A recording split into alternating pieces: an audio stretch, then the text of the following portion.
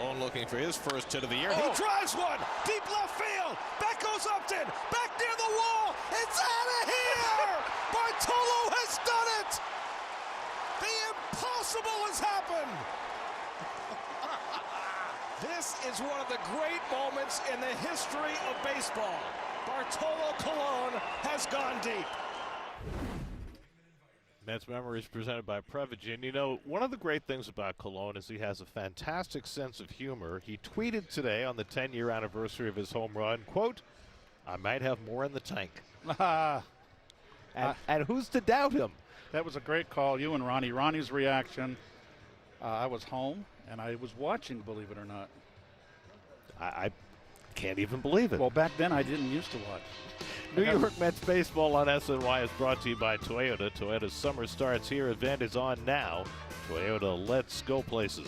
By the New York Lottery, this could be your lucky play. By Spectrum, it's internet, mobile, and streaming TV all from one place. And by Genesis, discover the award-winning lineup of Genesis SUVs and sedans at your local tri-state Genesis retailer. Enjoy select $5 menu items at Citi Field on $5 Tuesdays. Restrictions apply. Go to Mets.com/5 for details. Your odds update presented by Bet365, where winning is everything. Mets are 4-1 on the road trip. They head to Phoenix after this one. One more in Denver. Mets and Rockies first pitch coming up.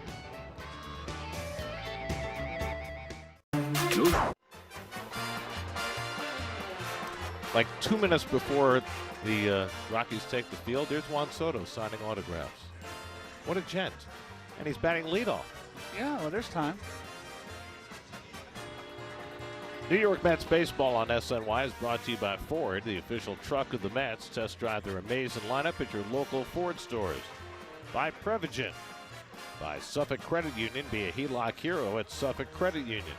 And by Hyundai. Hyundai gives you America's best warranty on every new vehicle. Visit Hyundai.com for more information.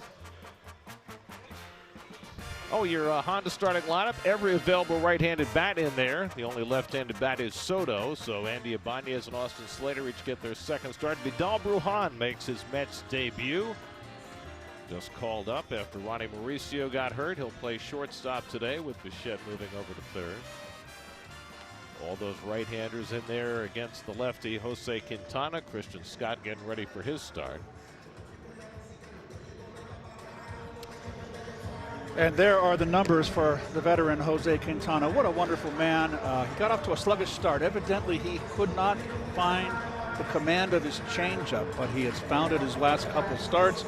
As you all witnessed in New York at Citi Field, he pitched a brilliant game against the Mets. He's a crafty pitcher, knows how to pitch, not a hard thrower. And then we're going to go right to your defender, Rocky defense. And McCarthy, again, another start in center field, if that matters to you at home. Julian at second, Karras at third, and Sullivan behind the plate. If it didn't matter, you wouldn't be talking about it. You only talk about things that matter. Unless you're anti-matter. Well, you know that day games always put me in a good mood, Gary. I've noticed that. It's a lot of caffeine. Juan Soto hit his first career leadoff home run last night. It's his only hit in his last 13 at-bats. Jose Quintana ready to go. And his first pitch of the afternoon is low for ball one, and we're underway. Quintana backed up his fine start against the Mets with another good one on Friday against the Braves. Allowed just one run in 6 innings, didn't walk a batter, wound up with a no decision as the Rockies bullpen blew up. Soto, Bichette, and Vientos for the Mets in the opening inning against Quintana, who's now 37 years old. And he pops the inside corner with a fastball, 1-1. Well, Juan against the right-handers has been using left center field a lot. This is another home run to that left center field gap. Not trying to pull that outside pitch. Such power to the opposite field, actually everywhere. 2 pitches into the game, and Quintana is having a pitch comm issue. Trying to get that squared away. Home plate umpire Sean Barber walked out to the mound. Did they give him a pitch clock violation? I don't believe he did. So it's a ball and a strike. There's Barber, John Lipke at first, DJ Rayburn, the crew chief, and Derek Thomas takes over for James Hoy at third base. 1-1 to Soto. And Juan pokes one to the left side, a spinner grabbed by Karros, and he throws out Soto, one away. A lot of English on that ball, but Karros stayed with it for the first out. Yeah, off the end of the bat. Juan has been pulling off on the left-handers of late. Hasn't found the range yet, the timing. So 1 out and nobody on. Now Bo Bichette, who had a couple of hits last night. Mets had 15 hits last night, matching their season high.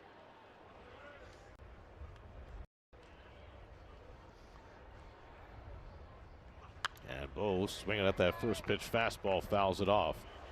Bichette, like many of the Mets, has struggled against lefties this year, hitting just .231. Mets as a team are hitting just .218 against lefties. One of the reasons why they're only 1-7 when a left-hander starts against them. And Bichette hits one past the mound to his right. Julian picks it up behind the bag and throws him out. 2 batters, 2 ground balls, 2 outs, which is interesting for Quintana, whose ground ball rate this year has been the lowest of his career, just 25% ground balls. And you don't want to give up a lot of fly balls pitching in this yard. Well, I bet you a lot of it has to do with his early struggles, and I would like to have that broken down since he's been pitching better his last 2 or 3 starts, what his ground ball ratio is. So here's Mark Vientos, who took an 0 for last night after a big game on Monday night in which he hit the ball sharply 4 times in a row. And that's kind of been the problem for Mark, maintaining that consistency from game to game. He's done well against lefties, hitting .300 against southpaws. And he pokes that to the right side. Nice grab by Rumfield on an up hop. And 3 ground balls put Quintana in the dugout with a 1-2-3 inning. Christian Scott will take the mound when we come back. Well, it was 63 degrees at game time today. Last night it was 41 at game time and went down to 35 by the time the game ended. It's a beautiful day. Beautiful Monday shot. starting lineup for the Rockies. They put every available left-handed bat in there today against Christian Scott. That means a start for Brett Sullivan behind the plate. Hunter Goodman, who's been struggling, gets a day off. And there's the Toyota numbers for Christian, and his last start's the one that's important. You can kind of wipe out the 5 walks. That was the tough first start he had. Didn't walk anybody in that last start against the Angels on Friday night. Went 5 innings, struck out 8.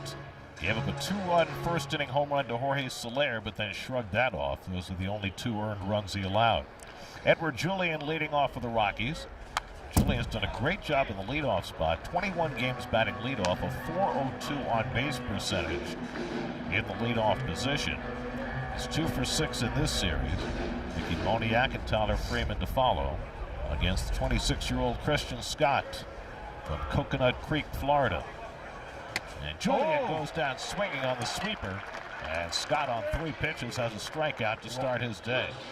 Wow, that's like a breaking ball like Peralta right there. And then we'll go right to Carshield. You know Carshield, folks. That's what they always do the defense for the Mets. Scott behind the, Alvarez behind the plate. We got Brujan getting his first start at shortstop. You got Slater and Ibanez out in the outfield, corner outfield positions. And that's about it. Here's Mickey Moniak. Moniak brings an 18-game hitting streak into this game, matches the longest of his career, begins the day with a 1,091 OPS, the best in the National League. And Moniak fouls it off, and that's 5 straight strikes for Christian Scott. 4 fastballs, Gare, and the 1 breaking ball to strike out the leadoff hitter. So he's coming out aggressive with his fastball. That sweeper has been an interesting pitch for Scott compared to what he threw when he came up 2 years ago when he made his 9-start debut. And Moniak down swinging on a high fastball. 6 pitches, 2 strikeouts for Christian Scott. Wonderful. Upstairs, they got Moniak out yesterday upstairs, Gare. He's a low ball hitter. That's where you have to attack him. So 2 out and nobody on. Now Tyler Freeman, who's DHing today. Freeman's 2 for 7 in this series, getting a chance to play just about every day right now. And he takes up an in for ball 1. So that sweeper for Scott, when he came up 2 years ago, it had 13 inches of movement. Now it's got 18 inches. Okay. So it's a much bigger breaker than it was 2 years ago. You saw that on that pitch to Julian that struck him out. And there it is for a strike, and it's 1-1. How many inches? That's 18 inches. It wasn't as big as that hot dog last night. No, that was a very long hot dog. And, you know, you and Steve went viral with your Lady in the Tramp moment. Fly ball along the right field line. Circling in is Slater. He gets there and makes the catch in fair territory. And Scott's got himself a 1-2-3 opening inning on 9 pitches. Austin Slater leads off the second inning, bluffs a bunt, takes low from Jose Quintana.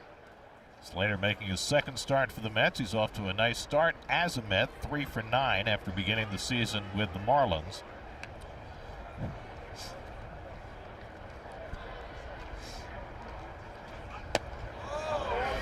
And that fastball just missed. 2 balls and no strikes to Slater. Marcus Semien on deck, and then Andy Ibanez in this right-handed dominated Mets lineup. Quintana's been about the same against lefties and righties this year. Righties are hitting a shade better, but he can get them out. Taken the other way by Slater, and he's got the first hit of this game.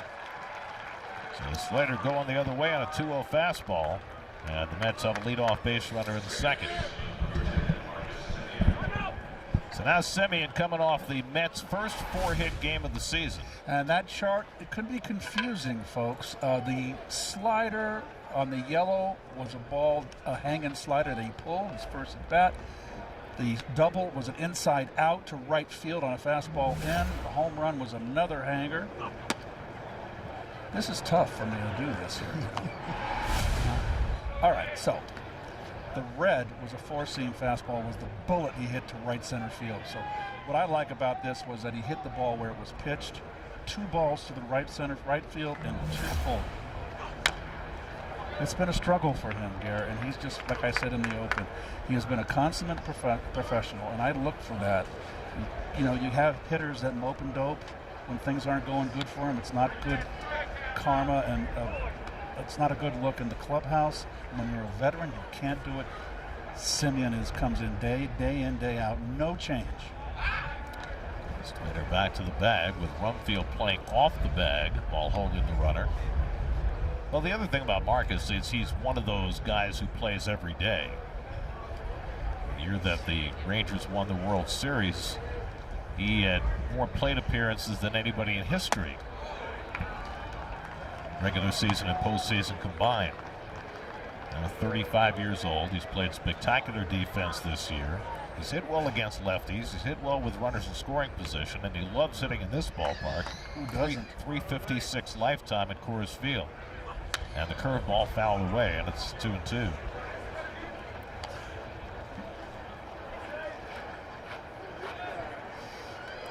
I still say, Garrett, to make it kind of fair and make it even this ballpark, to grow the grass in the infield and outfield like an old Wrigley Field, like 4 inches or 3 inches, and let it gobble up the ball. Yeah, this grass is like a putting green, but so is every major league field these days. Full count to Semien with Andy Ibanez on deck. Slater's got good speed. And Quintana not a big strikeout pitcher, so we'll see if Slater runs here on 3-2 with nobody out. Not going, and Semien takes a walk, and the Mets have 2 men on. So a single for Slater, a walk to Semien, and the Mets have a threat in the second with Andy Ibanez coming up.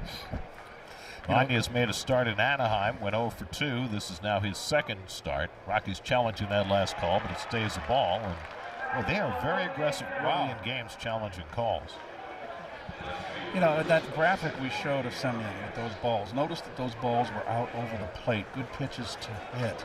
I know you want to hit. You want to hit the mistake. You know, when you get mad at yourself as a hitter when you foul it back or you take it. And because you're giving that pitcher another chance to make his pitch and put it in the right location. You've got to jump on those mistakes. Now Ibanez, the 32-year-old from Cuba, swings and misses at a curveball, 0-1. Ibanez started the year with the A's, and 17 at-bats for them, mostly against lefties, and that's really been his role throughout his career. In Texas and Detroit, multi-position guy. He's going to play left field today, but he can play all around the infield as well. And Ibanez fouls off that curveball, and it's 0-2. you know, it's kind of fortuitous, Gare, that there's a left-hand starter today in Quintana for this ball club, and Mendy. You know, this is what, the third trip to the West Coast. It's grinding, and you've got new players, a bench. You've got to win with 26, and it gives a chance for Mendy to play his bench today and get them some at-bats. Bouncing away from Sullivan, and the runners are going to move up. Great dirt ball read by Slater on the wild pitch by Quintana, and the Mets have two in scoring position. Oh, that's way, and for nothing he could do right there, Sullivan. He did all he can do. And alert on the bases. Now the infield comes most of the way in. 1-2 count on Ibanez. And Andy flies one out to left. That'll get a run in. Circling it is Moniak. Tagging at third is Slater. Slater comes in to score. The throw goes to third. Ibanez has an RBI. And the Mets have a 1-0 lead.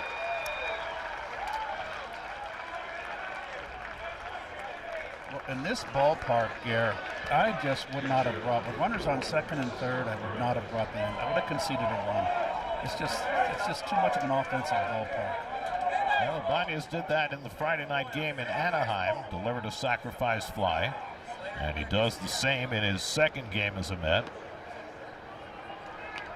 Semien at second with one out. Now Francisco Alvarez, who's had a hit in 6 straight games, takes fastball for a strike. Alvarez DH'd the first 2 games of this series, but with Soto DHing today, he goes behind the plate, and Luis Torrens sits. I mean, it sounds like a broken record to say, but Alvarez has great numbers in this ballpark. A curveball sends him down to a knee, and it's 0-2. Alvarez in 9 career games here, hitting .424 with a .1275 OPS. He had a good night last night. He went 2 for 4 with a walk and hit the ball hard 3 of the 4 times. Hit a line drive's last out, a bullet at the right fielder. That terrific catch. And a base hit to right center, and pulled a base hit as well. Quintana ahead 0-2, and he misses up and in, 1-2. Tyrone Taylor hitting 8th in the order on deck. See that pitch right there, folks? 2 off-speed pitches, and then he comes, gets ahead 0-2, and a purpose up and in fastball. A purpose pitch.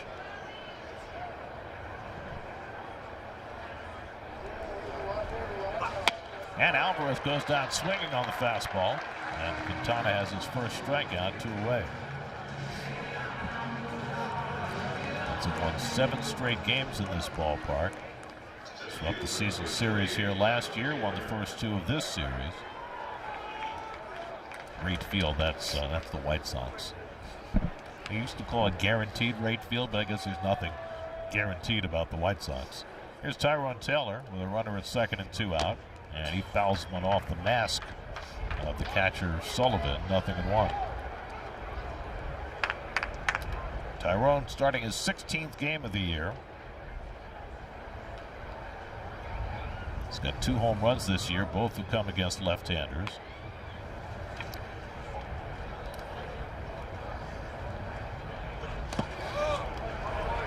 Takes the curveball down, 1 ball, 1 strike. I always said the most deflating RBI is the 2-out RBI. You got a pitcher out there, got in trouble, 1st and 2nd, nobody out. He's trying to pitch his way out of it with only 1 run, and it's just a dagger if you get that 2-out base hit and drive in that 2nd run or whatever the run is.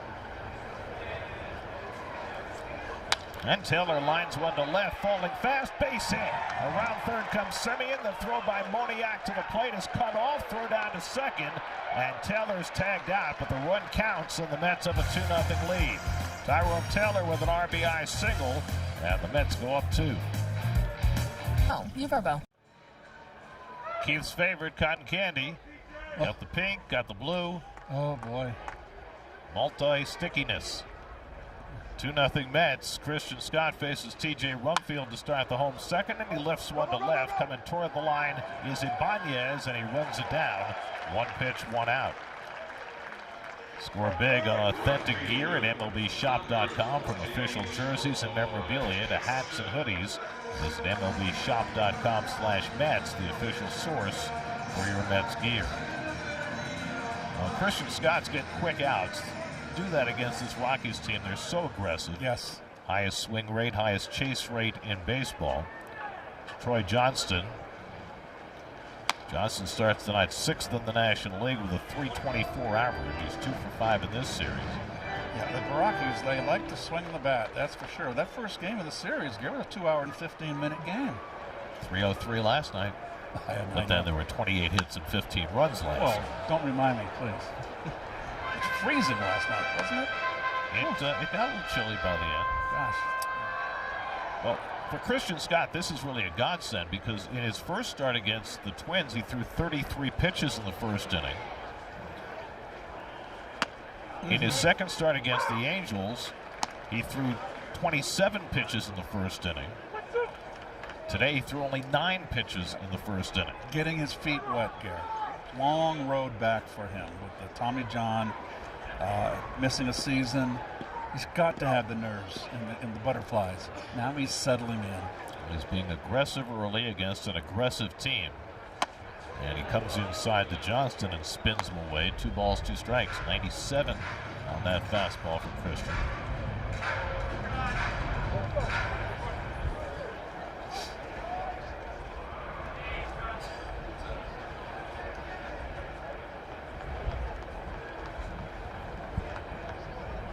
Two coming to Johnston, and it's hit on the ground. Simeon on the backhand, and throws out Johnston. 5 up and 5 down for Scott. Oh, Simeon is such a solid glove. He won the Gold Glove last year with the Rangers, and we're seeing it day in, day out here. So 2 out and nobody on. Now Willie Castro. Castro, the switch hitting utility man, playing shortstop today, giving the slumping Ezekiel Tomar a day off.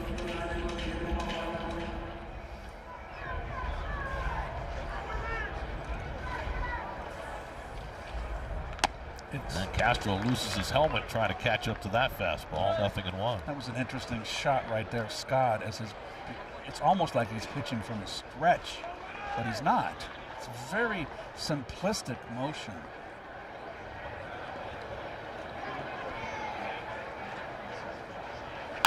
Ground ball past the mound, and right there is Brujan for his first chance. Throws him out, side retired. 2 easy innings for Scott, 6 up and 6 down. Well, they've got avalanche fever here in Denver, led by their terrific center Nathan McKinnon. They're up 2-0 in their second round series against the Minnesota Wild. Aren't they the favorite to win the Cup? It's an Avalanche jersey. A bunch of our crew, Keith and I weren't there, but a lot of the radio and TV guys got together and went to Game 2 of that series on the snow-out night. Vidal Brujan pulls one foul and went 2. And that leads us to the crew photos of the week. There they are in the last 2 rows. Hey, they got in. Yeah. Apparently, Steve secured the tickets. He had a lot of influence. And there they are out in the snow. Hey, they were there. With Madge holding the umbrella. 0-2 to Brujan in his first met at bat, and he takes it low. I would think that being in the upper tank, the last row in a hockey game, wouldn't be a bad seat. Depends on the arena. There are certain arenas that have a great vertical pitch to them, and for those, the last row is fine. For the ones like the Garden used to be, it's terrible because it's like flat. It's fanned out. You're miles away. Yeah. Apparently, since they were in the second to last row, Eddie Mormon, our director, got beer spilled on him by the folks in the last row. That always happens to Eddie. I don't understand it. That's why he stays away from people most of the time. Brujan takes it up and away, and it's 2-2. Vidal Brujan, 28 years old, started his big league career with Tampa Bay, played for the Marlins a couple of years ago. Last year he was with the Cubs, the Orioles, and the Braves. Played 60 games all told. And he hooks one in the air to left field, pretty well hit. Back to the warning track goes Moniak right near the wall to make the catch. Brujan has only hit 5 home runs in his big league career. Nearly hooked one out. That's a long first out. 347 down the left field line. Look at the hand, the throwing hand to find the wall. I got to believe any pitcher that gives up a fly ball like that has got to just hold his breath at this ballpark. I say the ball travels 11% further with the thin air here than it does at sea level. Well, I'll tell you, when you're playing golf, for all you golfers, if you've got a 5-iron shot, you use a 7-iron. You go down 2 clubs up here. There's Juan Soto, who grounded out to third base his first time up.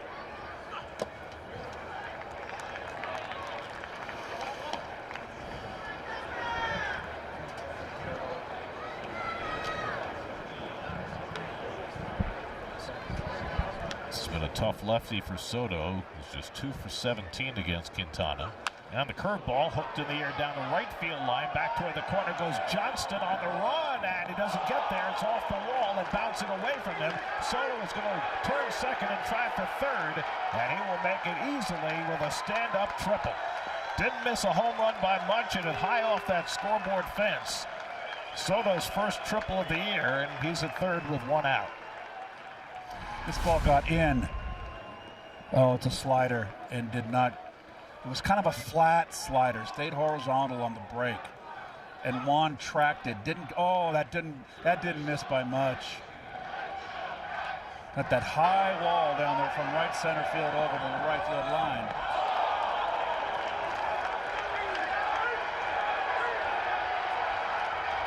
Now the infield comes in for Bo Bichette, who grounded out his first time up, and he takes a curveball outside for ball 1. Soto's got that big, powerful stride. Look how wide's the big stride there. His back leg bends. He's got such a power stroke.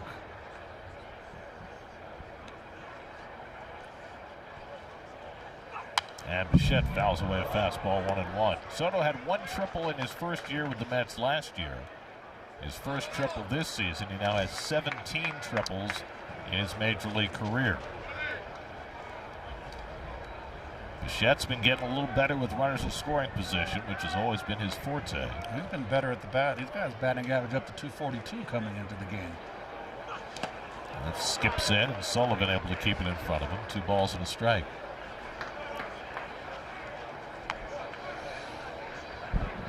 So we mentioned that Quintana had trouble his first 3 starts with his changeup. He's having trouble here. He's been throwing it in the dirt, trying to find the command. Mark Vientos on deck. Bichette takes a fastball inside. Now it's 3-1. This is always an interesting pitch, Garrett, with a crafty left-hander like Quintana. Does he double up inside behind the count, or does he throw a turnover changeup? So he doesn't have to throw a strike. Walk would set up the double play with Vientos. And he walked him. Sullivan able to pick it up before it rolls too far away. It's the second walk for Quintana. Now the Mets have first and third for Vientos. So I think he fell behind Gare and said, okay, even though you got the hot Vientos, he's a double play, has a potential double play at bat here because Vientos doesn't run well.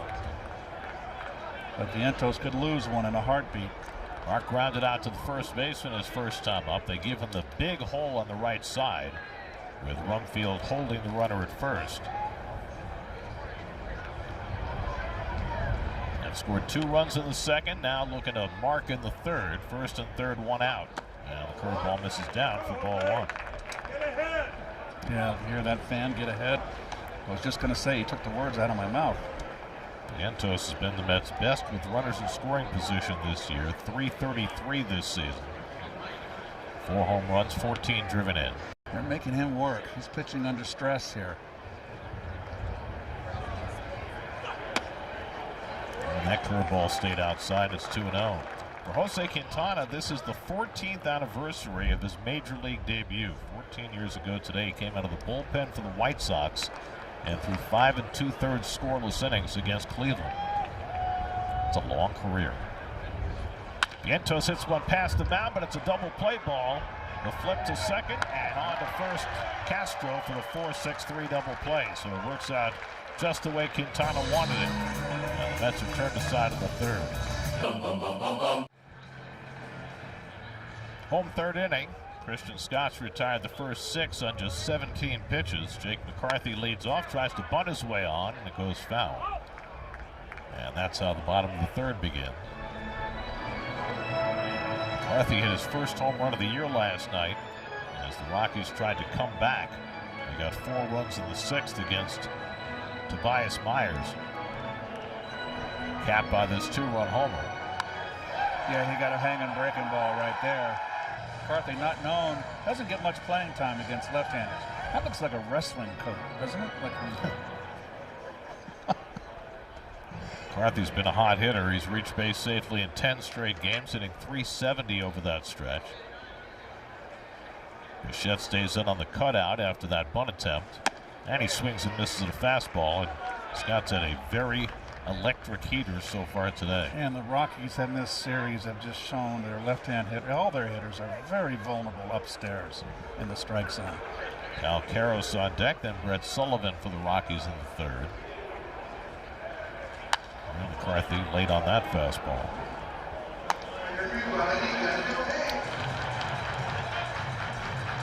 Keith, they took your favorite out of mothballs. Oh, that.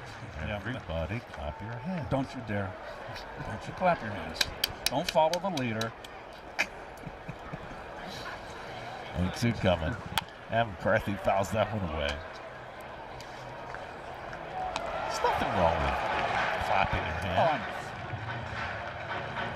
Just never my favorite. I guess you didn't like Simon Says either. I forget that one. It must be pretty forgettable. Sweeper misses down. 1 ball, 2 strikes to McCarthy, the former Arizona Diamondback. Mets are heading for Arizona for a series starting tomorrow night. Diamondbacks are struggling right now. They've lost 5 of their last 6. Took 2 out of 3 for the Mets at Citi Field. That started the Mets' 12-game losing streak. McCarthy bounces 1 foul. They haven't won at home in this homestand. Ildemaro Vargas has gotten a lot of the attention because he had a 24-game hitting streak to start the season. Wasn't even a regular when the year began. They haven't pitched, Garrett. Rodriguez, Eduardo, their ace. I think the Mets are going to get him on Sunday. Yeah. He's been really their only successful starter so far. And long turn at bat here from McCarthy. The one guy who has been hot under the radar because it got off to such a bad start is Nolan Arenado. Last 20 games, Arenado's hitting .354 with a .1034 OPS, so he's been somewhat rejuvenated in the desert. 8th pitch of the at-bat coming from Scott to McCarthy.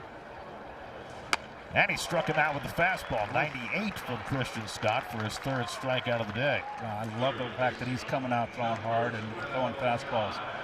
I want to pay attention with what's on the gun here, his speed.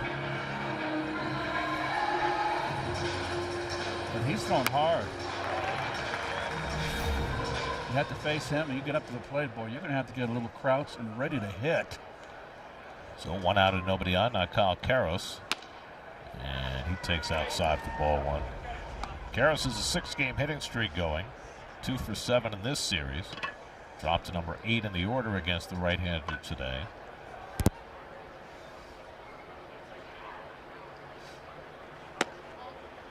And takes that heater for a strike, and it's 1-1. It seems as though Scott is much more fastball heavy than he was in his first 2 starts. 51% fastballs in that first sampling.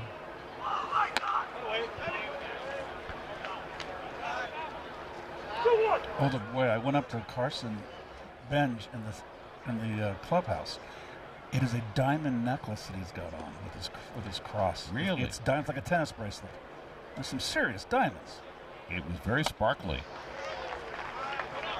Karros about a week late on that swing, and it's 2-2. Yeah, Karros has been having we've seen him now twice, 6 games.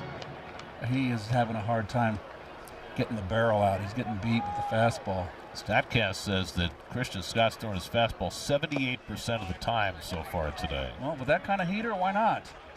Next in a sweeper, and the count runs full on Karros with Brett Sullivan, the left-hand batting catcher, on deck.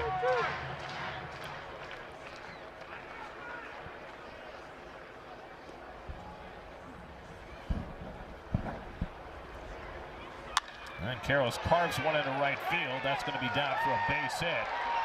Cut off by Slater. Karros heads for second, and he dives in safely with a 1-out double. First base runner of the day for the Rockies. Karros' 4th double of the year. Fastball, kind of inner half, middle, that he kind of was muscled out. There it is. There's a fastball. You see him bring his hands in. He didn't get it in enough.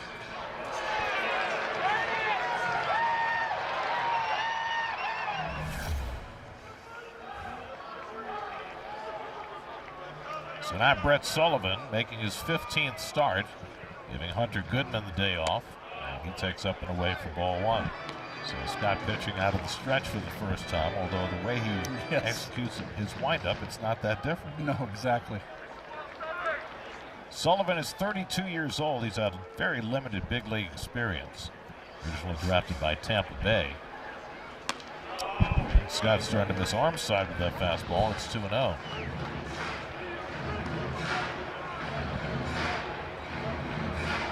Edward Julian, the on-deck hitter.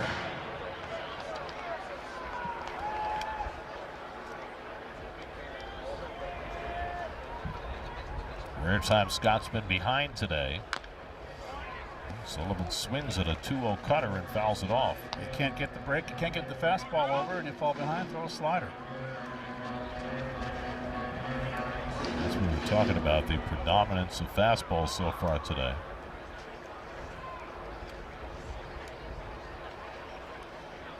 Carroll's at second with one out.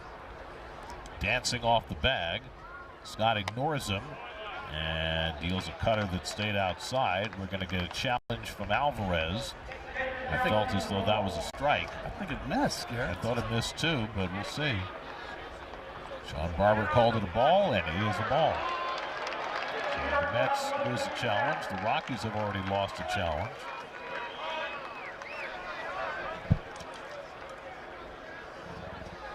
And we're in the third inning. So now it's 3-1 to the number 9 hitter, Sullivan.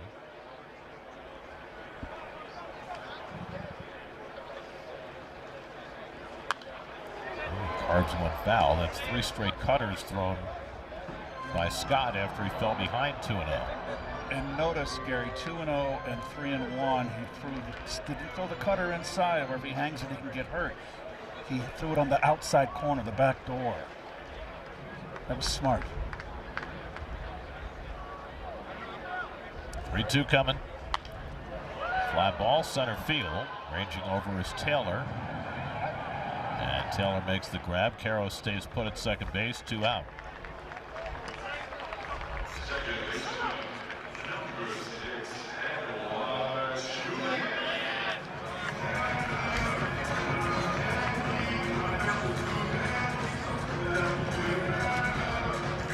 So 2 out of the inning. Now Edward Julian, who struck out his first time up.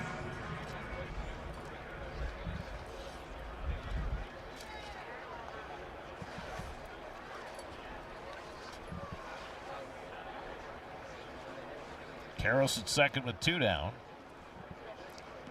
And Julian takes a sweeper for a strike, 0-1. Okay, again, the second time through the order. Predominantly fastballs, first time through this Rocky order.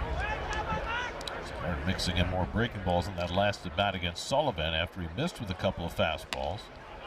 And that fastball up high as he stopped the swing, a ball and a strike. I like his fastball upstairs, Garrett.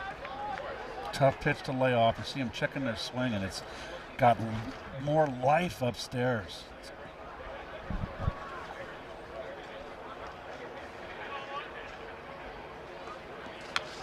Julian fouls back a fastball, and it's 1-2.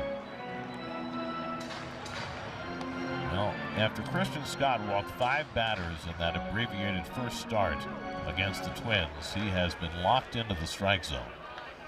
He has not issued a walk. Didn't issue one against the Angels in 5 innings, and none so far today. 1-2 coming, and Julian takes a sweeper down. 2 balls, 2 strikes.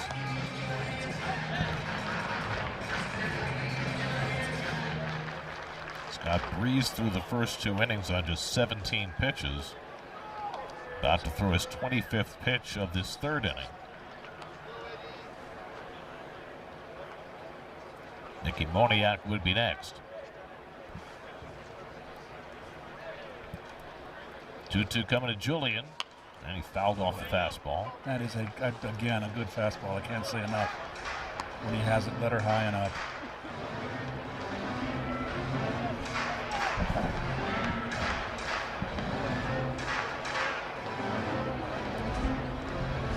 Julian's been a nice pickup for the Rockies after spending the first couple of years of his career in Minnesota.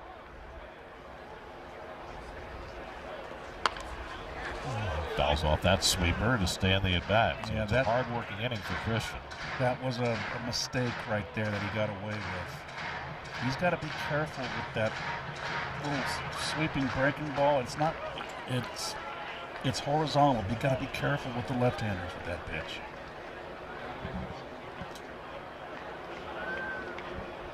Seventh pitch of the at-bat to Julian, and he fouled back the fastball. Keith, the way the fastball explodes out of his hand and wearing the same number, does it remind you at all of Zach Wheeler? Sorry, Garrett. Greg Picker, my producer, was in my ear. What did you say? Nothing, of course. Sorry about that. I was going to say, wearing number 45, yes. same number, and the way the fastball explodes out of his hand, does it remind you at all of Zach Wheeler? You know what a 45 reminds me of? Tug McGraw? Bob Gibson. No. I'm sorry, it's showing my age. I see 45, I think instantly Bob Gibson. Pulled to first and caught in the air by Vientos on the soft liner by Julian, and that retires the side. We'll talk to each other when we come back.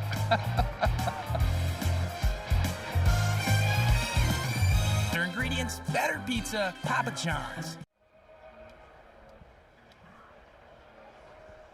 Connor Rogers and Joe DeMeo cover the ups and downs of Mark Vientos, Francisco Alvarez, and Brett Beatty on the latest episode of the Mets Pod. Subscribe and listen wherever you get your podcasts. Well, no diamonds in that little headpiece, but it's very sparkly. Austin Slater leads off in the fourth inning against Jose Quintana and drops down a bunt. It's a beauty, and he's going to beat this out if it doesn't go foul, and it does. Oh, hit the lip. It hugged the grass for the longest time, and it looked like it was going to stay true, and then it just started to spin and fell across the line. Is that his second attempt? Didn't he try to bunt the first one down? He showed it, but he never laid one down. Oh, look at that. Looked like it was going to stay true, but oh, my aching heart.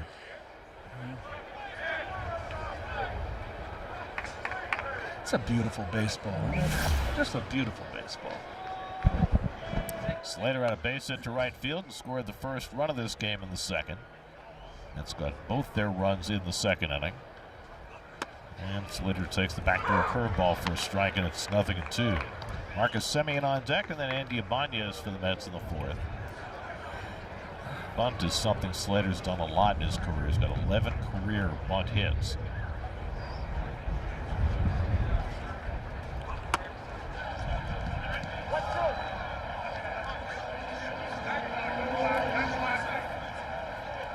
Yankees beat the Rangers today 9-2. Trent Grisham 3 RBIs, so the Yankees take 3 out of 4 in that series.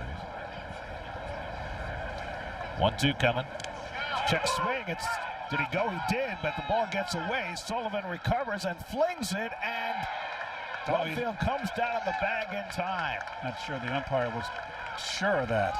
Slater hesitated before coming out of the box because he had to wait to see whether he was going to be punched out. And Sullivan makes a heave of a throw from the backstop to get him at first base. It's a late call by the umpire here. It wasn't close. He had him by a step. Very nonchalant call there. Second strikeout for Quintana, 1 out of the fourth, and now Semien, who walked and scored his first time up, and he pops one up on the right side. Brumfield shading his eyes and has it 2 out. Up and in fastball right there. It's kind of surprised Semien. And that's the game that Quintana plays out there. That's how he pitches. He knows what he is doing on the mound. He can frustrate hitters. So 2 out and nobody on for Andy Ibanez. who drove in the first run of this game with the sacrifice fly. And Ibanez grounds one down to third, handled there by Karros. And the throw across the diamond is perfect. It's a 6-pitch inning for Jose Quintana. Still 2-0 Mets. If you know luxury.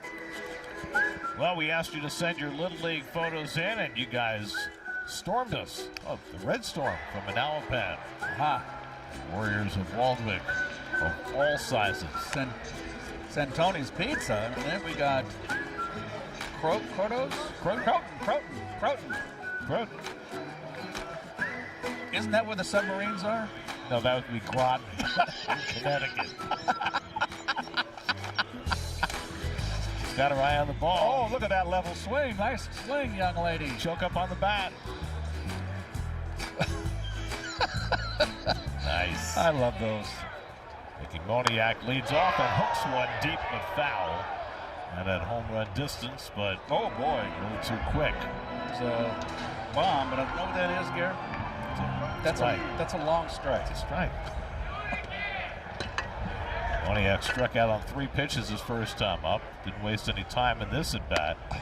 And Scott misses outside with a splitter. One of the first splitters he's thrown today. A ball and a strike. Second time around the batting order, Scott's allowed just 1 hit. It was a double by Karros in the third. Hasn't walked a batter. And Nice. Moniak rolls over one. First changeup I've seen him throw in a bit. And it was a good one. A little late sink.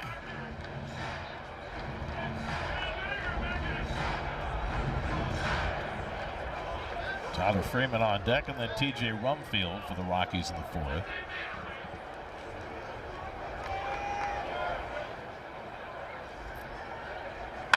And Moniak muscles one, and there's Simeon to pick off that looping liner for the first out. By the way, don't miss your chance to have your youth baseball or softball team's picture featured in an upcoming Mets game on SNY. Just scan the code and submit your team photo today. What was your first year in Little League, your sponsor, your team sponsor? Do you remember? I don't remember the first year, but I do remember vividly the year we were Golden Gate Karting, you know, garbage company. Okay. All the other teams called us garbage. Wasn't very nice of them, but, you know, we tried to use that as motivation. Let's see, my first year I was 8 years old in minor leagues. In the minor leagues, we didn't wear full uniforms. We played in jeans and only had the softball tops. You got the full uniform when you're in the major leagues. And we were Pacifica Lumber. That was our sponsor. Well, it's good to have a lumber sponsor. Beautiful bunt by Freeman, and he'll beat this out easily. Tyler Freeman with a gorgeous bunt for the Rockies' second hit of the day. I mean, who would you rather be sponsored by than a lumber company? It makes you like the old Pittsburgh Pirates. It's true. Bob McClure was with the Charco Broilers in Little League. He's a great bunt here. I mean, different third basemen's play so far back. And Bob McClure and I would hook up in Game 7 in the 1982 World Series. Pretty amazing, 2 guys from the same Little League. Yep. McClure pitched forever. Rumfield flies one to center, and Taylor barely has to move for it. And that's the second out.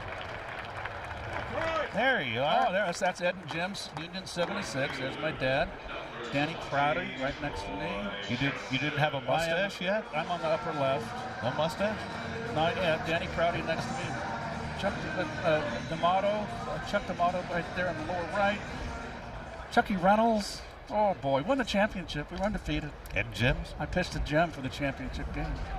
6-inning Jim. Do you have any idea who Ed or Jim were? Yes, they were terrific. They ran the gas station. Obvious father-son gas station. And 76. Now I get it. Yeah, Union 76. Right. My dad designed those uniforms, and he designed with the Union 76 colors, which was orange and blue, but he did it with the Dodger uniform, if you noticed, Gary.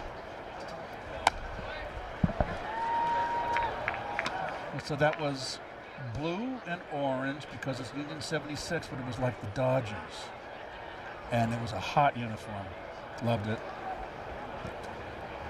Hot as in warm or hot as in cool? Well, red and orange are hot colors. Blue's a cool color, in my opinion. I heard blue is the warmest color. Really? I think blue is like freezing in the Arctic. Doing it, Johnston. Take it outside 3-0. No, I think you're right. Like, red is supposed to be a hot color. Yeah, that's like downstairs where you don't want to go when you pass. I don't even know what that means.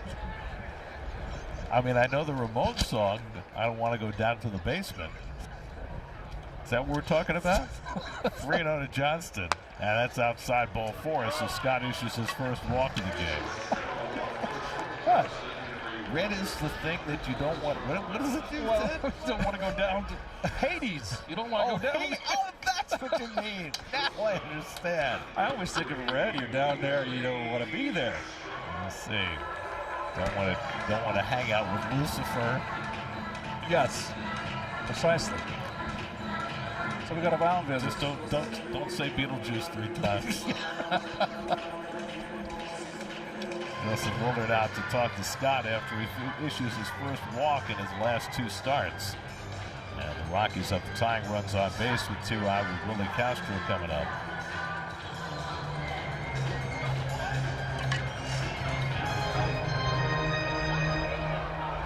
Around the Majors presented by Jeep.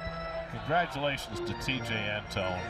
32 years old. He's been so effective whenever he's gotten a chance to pitch in the big leagues, and now back after his 3rd Tommy John to join the Reds bullpen. Johnny Venters came back from 3 Tommy Johns to pitch again in the big leagues. Here's Willie Castro, grounded out to short his first time up, 2 out and 2 on. And that cutter catches the inside corner for a strike, 0-1. Castro going with the full shades today. I would like to try those on and see, because we didn't have that when I played. Those reflective lenses look like the prison guards in Cool Hand Luke and the chain. Yeah, remember that guy? What a mean look he had. Got a failure to communicate? What we have here is failure to communicate. Freeman at second, Johnston at first with 2 out. 0-2 to Castro.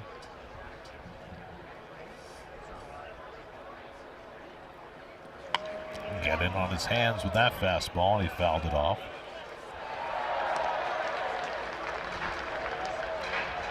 Scott struck out 8 in his last start against the Angels in 5 innings. Just 3 strikeouts today.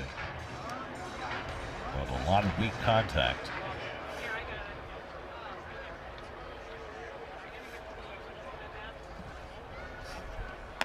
And Castro takes it high. Willie Castro's really enjoyed coming to Colorado. So far this year at Coors Field, he's hitting .340. He's hitting under 200 on the road.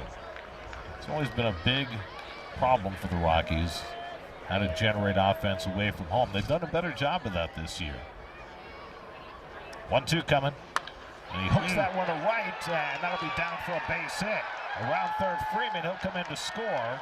On to third goes Johnston. Willie Castro plates a run with a base hit, and the Mets lead is cut to 2-1. There's that flat breaking ball there that he's really got to be careful. Didn't really have a lot of break. You want to get it in. It's usually you want to get it down, and that's into a left-hander's strength. And there's no one going to catch that ball. You're going to be on your horse. You can actually downshift. And first to third.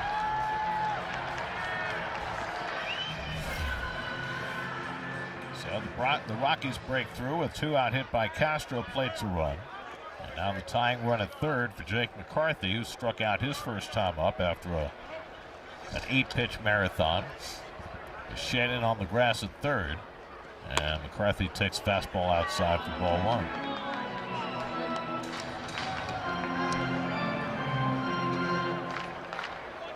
Scott had a lot of heavy lifting to do in the third, and then Quintana had a 6-pitch inning, and Scott went right back to the mound. Don't know if that's had an impact on him in this inning. And he misses away with the fastball, and now it's 2-0. 28 pitches in that last inning, 18 already in this one, with only a brief respite in between.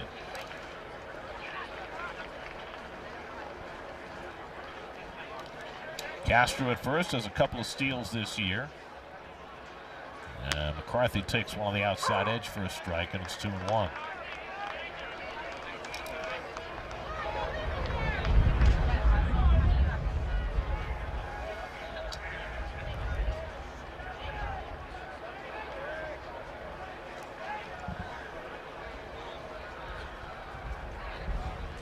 And McCarthy fouls back a fastball, and it's 2-2. Scott's not afraid of his heater, and I love it.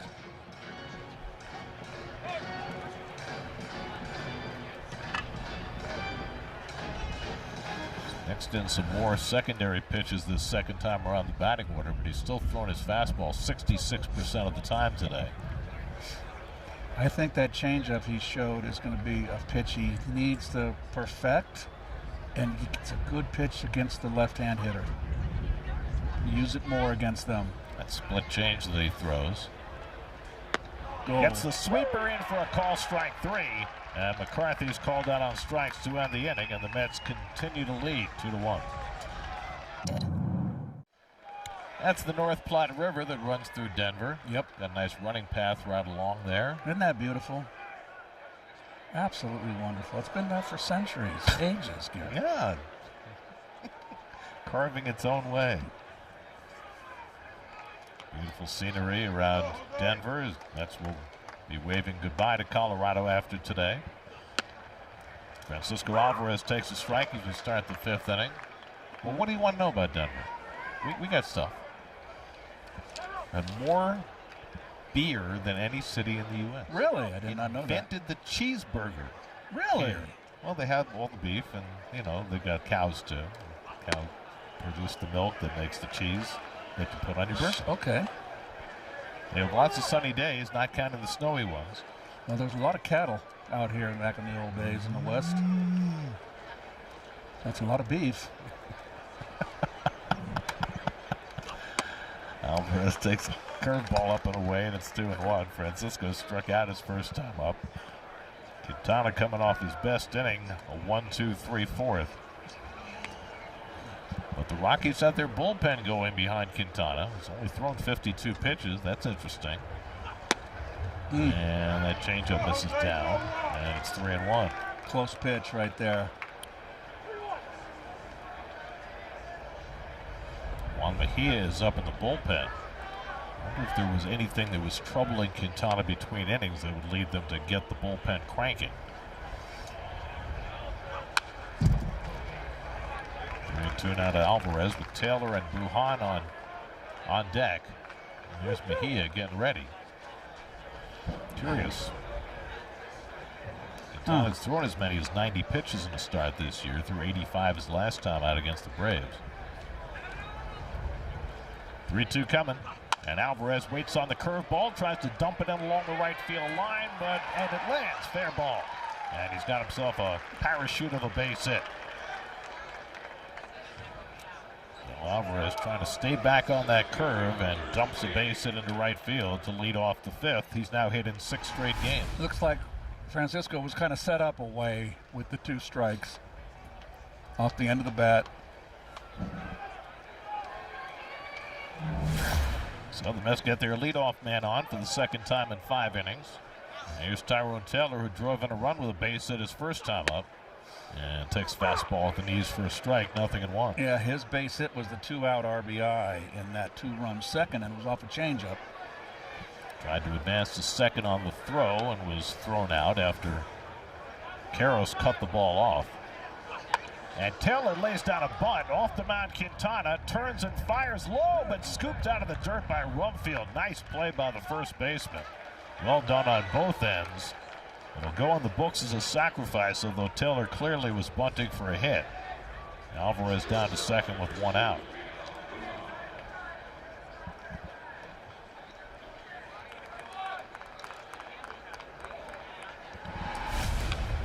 Well, he's hitting 9th, and this is a smart play.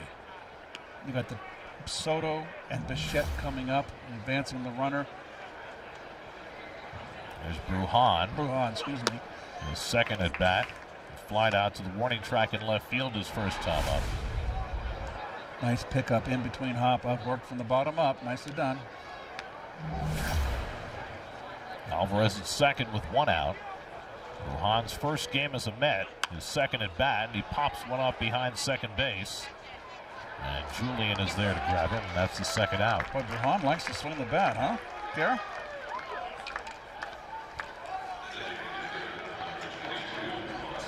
So now 2 out. Here's Soto.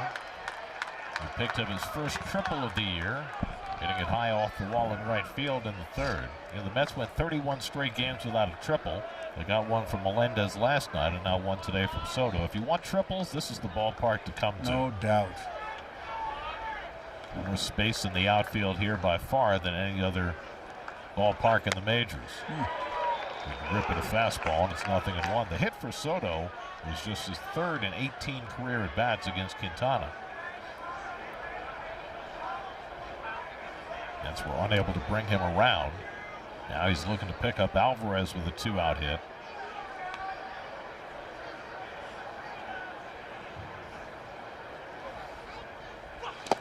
It's kind of hard to believe, but Soto only has 3 hits this year with runners in scoring position. 3 for 14. You are correct there. Yep, he had the same issue last year. Remember, he did not hit in the clutch until August or late July. Had a strong finish RBI-wise.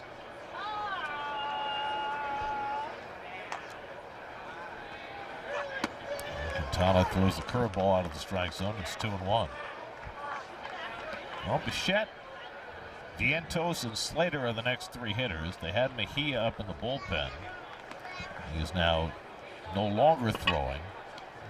Don't exactly know what was going on there. 2-1 coming to Soto, and he popped it up. Drifting into the outfield, shortstop Castro, and he's got it, side retired. Quintana works around a leadoff hit halfway through, 2-1 New York. 4th, 5th inning recap. Mets got a couple of runs off Jose Quintana in the second. Rockies got one back against Christian Scott in the 4th, and that's where we are. 2-1 New York. Mets looking for a sweep of the series. 8-9-1 in the order, facing Scott in the bottom of the 5th. Now Karros had a double to right center his first time up, and he takes fastball inside for ball 1. Karros, then Brett Sullivan and Edward Julian for the Rockies in the 5th.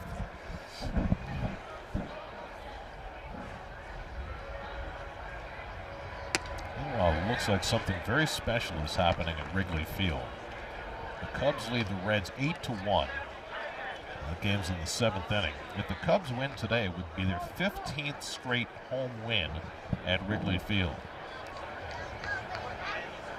Last time the Cubs had a home winning streak that long was 1935. Wow. And each of the first 3 games of the series, the Cubs won in a walk-off. Probably won't need a walk-off today, up 8-1 in the 7th. That's 91 years ago, am I math correct? It's almost a century. That was 91 years ago. Jeez. That's outstanding, kid. Yeah, it took me a while. I wasn't going to open my mouth, but I'm sure I got it right. Very happy for you. Those are the days of Hack Wilson. Yeah. Charlie Grimm. 2-2 to Karros with Sullivan on deck. And the breaking ball stays inside. 3-2. Very compact motion. Big leg kick. Big stride. Just, you got to be strong. Scott's had 2 hard-working innings in a row. There's ball 4 right there. Got a little help from Karros. You know, usually when a pitcher has that full windup like the old days, hand over the head, and you're rocking, and you're getting some motion home. But the pitchers today, they're so strong, they don't have that. And a swing and a miss. He got him with a cutter. Christian Scott with his 5th strikeout of the day, 1 down in the home 5th. You just got to be very strong to throw hard, Oh, there's the slide ball. Had some plate.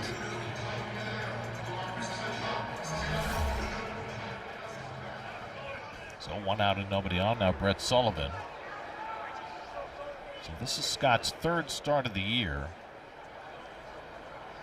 The most pitches he's thrown in a big league game this year was 74. That was in his last start. He just got to 74 today. Most he threw in a minor league outing was 82. And the Mets are going to start to get their bullpen going. Sullivan flying to center his first time up. And takes that fastball inside, 2-0. Scott falling behind 2-0 to each of the first 2 hitters in the inning. I tell you what, the Met front office and coaching staff's got to have a big smile on their face watching this young man perform today. Well, and the training staff and all the rehab guys down in Port St. Lucie, who Scott worked with all of last year to get the range of motion back and then strengthen his arm and get himself ramped back up to being a guy who can throw a 98 again. It's a lot of work coming back from Tommy John surgery. He kind of had the advantage that he went down during the season in 24, so he had those extra months, so that by the time he got to spring training this year, he was able to hit the ground running. But there are no guarantees. And here he is at 26, almost 27, and looking for his first big league win. 2-1 to Sullivan. Only the 12th start of his career. Sullivan takes a big rip and comes up empty, and it's 2-2. That fastball upstairs that he has really used, Scott has used to his advantage against this lineup.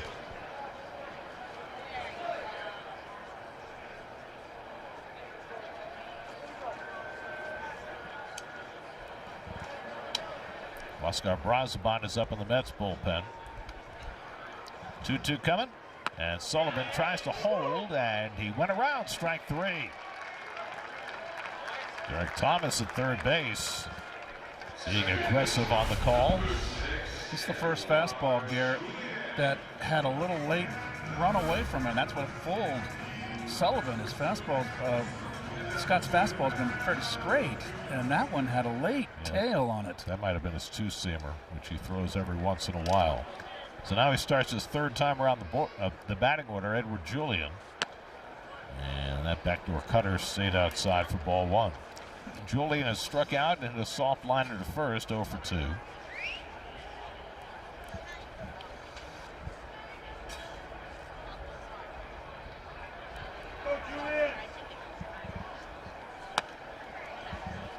Another one and missed again. So for the 3rd straight hitter, Christian has fallen behind 2-0. Came back to strike out Karros, came back to strike out Sullivan.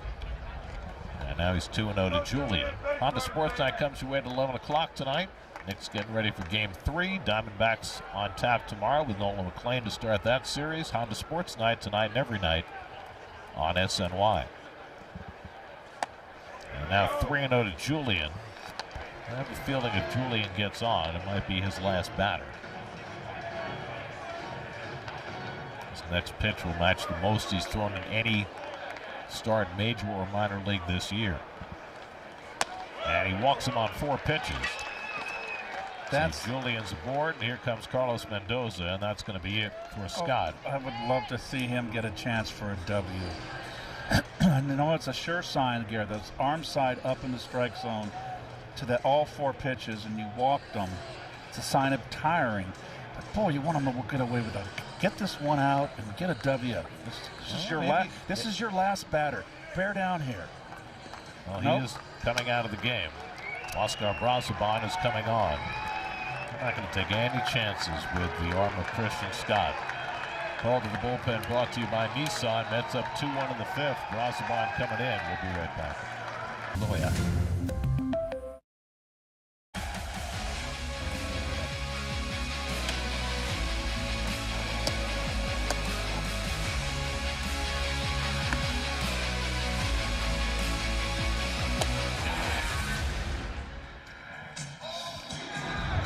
Nolan McLean continues his fine rookie season. Tomorrow night in Phoenix, he'll go up against Ryan Nelson. That game's on Picks. Fox has the game Saturday, SNY Sunday.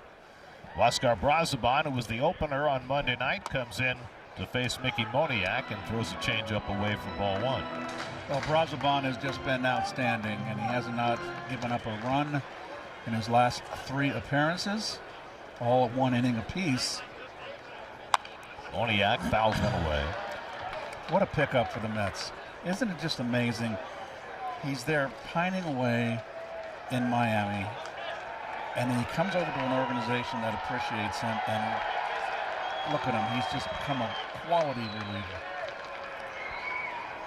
Pulled down to first, and Vientos has it, and that retires the side. So Brazoban gets the ground ball to get the Mets through the bottom of the 5th, still leading 2-1.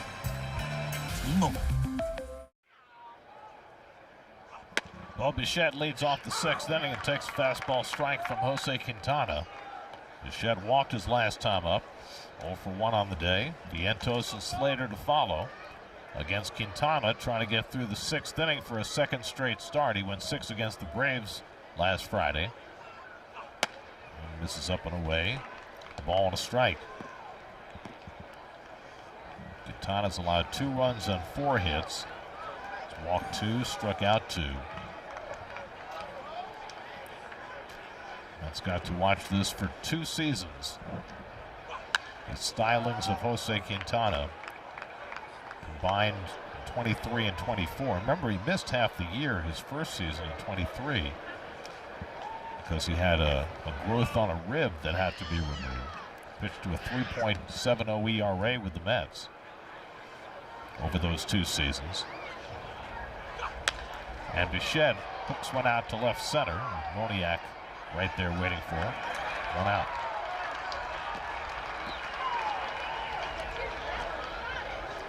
"37-year-old Jose Quintana, native of Colombia, who became an American citizen while he was playing for the Mets. That's right, I remember that. Juan Mejia, who was up in the last inning, is up again. Still a very low pitch count for Quintana, just 67 pitches through 5 1/3. There's Vientos, who's hit 2 ground balls today, 1 into a double play. And he takes sinker outside for ball 1. Mark is now 1 for 10 in this series.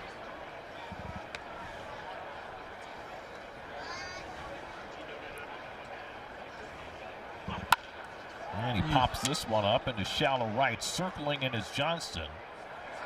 And he gets there to grab it, 2 out. So Quintana rolling right along, gets a couple of fly ball outs to start the 6th. He's retired 9 of the last 10. Frustration there. Remember the first game of the series, he hit 4 bullets. Could have had 2 home runs with the wind blowing in and only had 1 hit to show for it. Had kind of a tough night last night and now kind of bleeding over in today's game. I don't think that bat's going to work anymore. Austin Slater takes a curveball for ball 1. Slater had a base hit, scored a run in the 2nd, struck out in the 4th, 1 for 2. Making his 2nd start as a Met. And then with nips the outside corner, change up 1-1.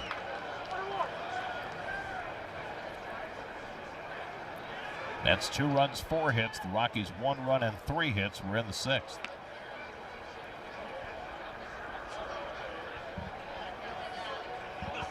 And Slater swings and misses at a curveball, and it's 1-2.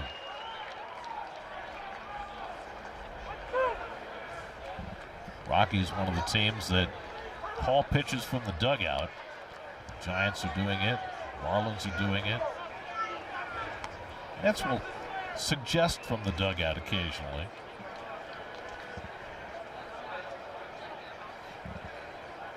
One-two coming. And Slater watches the curveball down, 2 balls, 2 strikes. This was supposed to be a day off for both teams. The Mets have a short trip from here to Phoenix. The Rockies are going east, losing 2 hours and playing in Philadelphia tomorrow night. So it's a little tougher for them. 2-2 coming. And Slater trying to find the hole. Julian with a rollover grab, and the throw goes awry. backed up by the catcher, Sullivan. And Slater's got his second hit of the day. Both to the opposite field here. Nice effort by Julian, but couldn't get the throw on target. Really good effort here, getting there. Kind of off balance, coming up, throwing. And that's going to be all for Quintana. After giving up the 2-out infield hit, they're going to bring in the right-hander to face Semien. That's up 2-1 in the 6th as the Rockies make a pitching change. We'll be right back to Coors Field.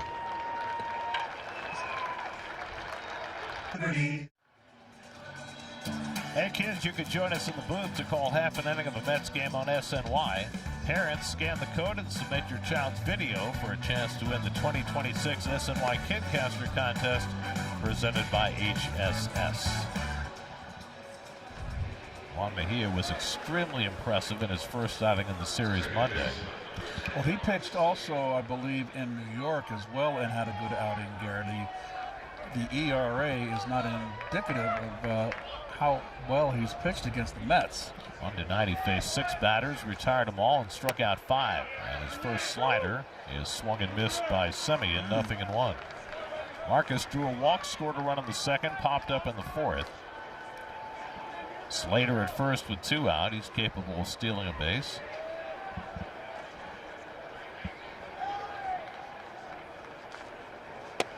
And that sweeper misses outside. Ball and a strike. Jose Quintana, 74 pitches in 5 2/3, 5 hits, 2 runs so far, 2 walks, 2 strikeouts, a wild pitch. So both starters now out in a 2-1 game. And that one stayed up and in. 2 balls and a strike to Semien.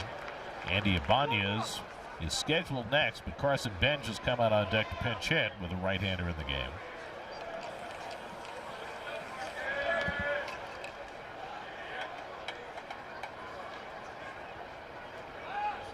Slater back in standing.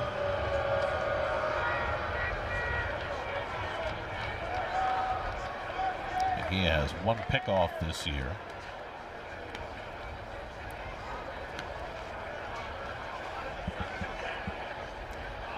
And Semien pops one up into shallow center field. In comes McCarthy with the right fielder, and McCarthy steps in front of Johnston and makes the catch. Well, Johnson not too happy about that. That was nearly a problem.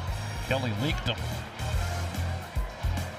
2-1 Mets in the 6th. Tyler Freeman takes a fastball up and in from Huascar Brazoban as we start the bottom of the 6th. 2-1 New York. Freeman had a bunt single and scored the Rockies' run in the 4th. And he fouls away a sinker from Brazoban. That's 1-1. Christian Scott went 4 2/3, allowed a run on 3 hits, 2 walks, 6 strikeouts, 82 pitches. Carson Bench has come in to play left field in place of Ibanez for defense. And Freeman pops one up into shallow center. On comes Taylor, and he puts it away, 1 out. So Brazoban, who came in to get the final out in the 5th, gets the first out in the 6th. It'll be interesting to see how the Mets deploy their bullpen. They used both of their long guys last night, Myers and Minaya. They used all 3 of their leverage guys, Williams, Weaver, and Raley, and Williams worked the first game of the series as well. So we'll see who Carlos Mendoza has available. Certainly like to get at least an inning and a 3rd out of Brazoban, and maybe more. Rumfield's been up twice, flied out both times.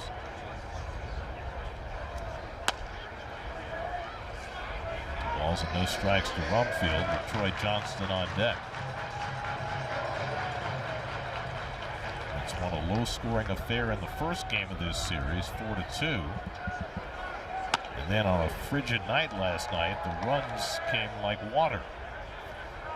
15 runs and 28 hits and a 10-5 Met win. And we're back to another pitcher's duel this afternoon.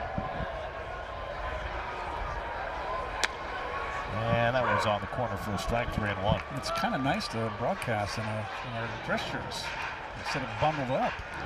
Last night, it was getting out every available piece of warming ammunition. It was not enjoyable. From the hand warmers. Of course, it was a 3-hour and 10-minute game. It's further torture. There's ball 4. You know, it could be worse. You could be one of those guys standing at the construction site with the slow stop sign and out there for 8 hours. Yes. In the freezing cold. Yes. The road ahead, your radio home for the Mets is 8:80 a.m. and streaming on the free Odyssey app. I always wave to those guys because I really appreciate that. It's not an easy job. Or the people that had those seats that the guys in the truck had at the hockey game. The euchre seats. Did you see the road ahead, by the way? Arizona over the weekend, the Tigers and Yankees at Citi Field. Meanwhile, Brazoban struggling to find the strike zone right now after walking run field. Throws ball 1 to Johnston, and Alvarez is going to trudge out there, try and be at some assistance. I do not have the Detroit series. I think it's going to be you and Ronnie. And we only do one game. He's doing a Sunday game, the Yankees, and it's off to the Nationals. It's 4 in Washington. 4 in Washington, 3 in Miami. I don't have Miami. Well, want me to go further in the schedule for you? It's like they don't even exist. I can go deeper in the schedule if you want. I know you can. We're going to be August 17th. You should ask me where am I going to be August 1st on a Saturday. That's the 86th. Oh, is that the thing? Yeah, Saturday, I think August 1st. Everybody's coming in.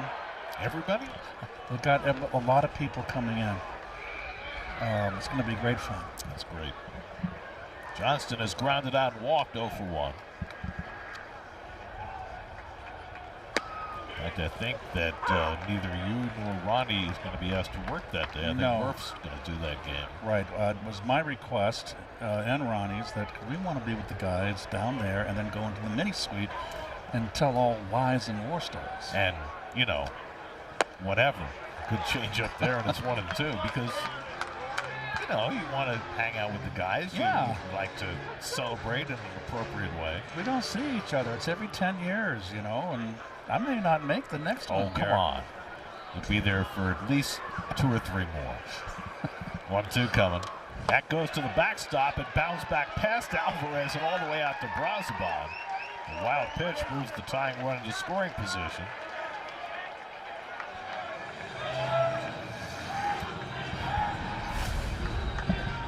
Change up.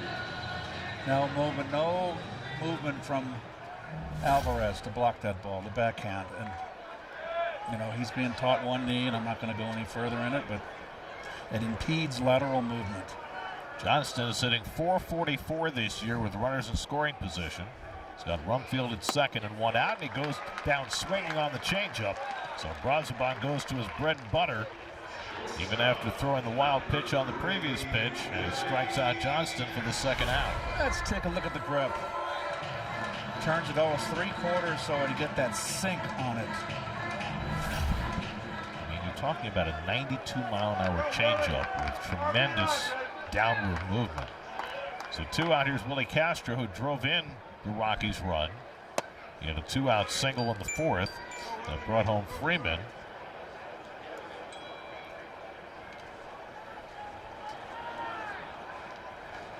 Still got the reflector shades on, even as the clouds have overtaken.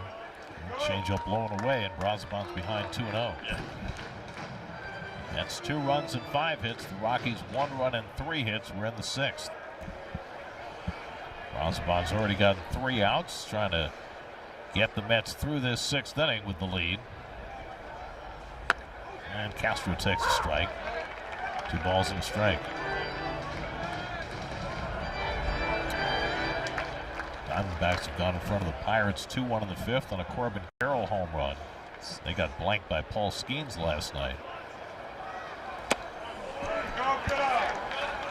And now Brazoban behind 3-1. Jake McCarthy would be next.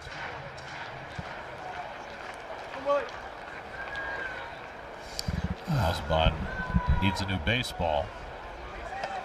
It's the only way a pitcher can get a breather with the pitch clock. And he's having a struggling inning here. He's trying to get through it. He hasn't had the command we normally see. And Castro takes ball 4. So 2 walks in the inning. And the tying and go-ahead runs are on base with 2 out. For Jake McCarthy, Justin Willard's going to pay a visit to Brazoban.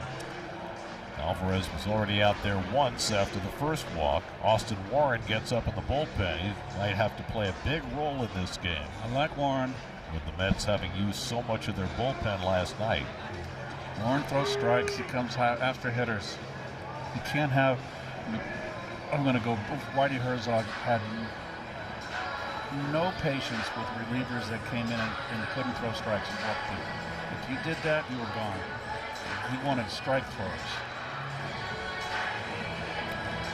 One of the hardest things for any manager to do here at Coors Field, and obviously it's a bigger deal for the Rockies who play 81 games here, is to not overtax your bullpen. Right. And not pull guys too soon, because you're going to give up runs in this ballpark. It's just the way it goes. And then if you've got a bad bullpen, you're kind of in a rock and a hard spot.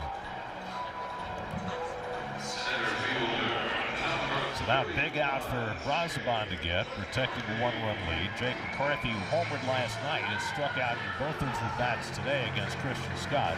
Swinging in the third, looking in the fourth.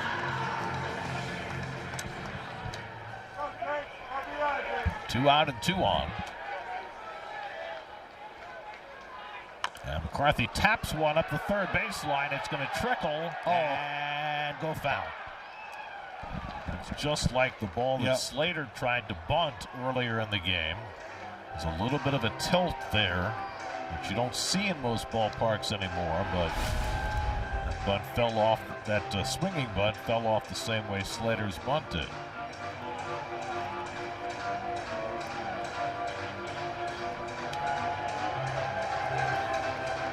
Make sure the whole ball is outside the line and then pick it up. Immediately when it's foul, pick it up.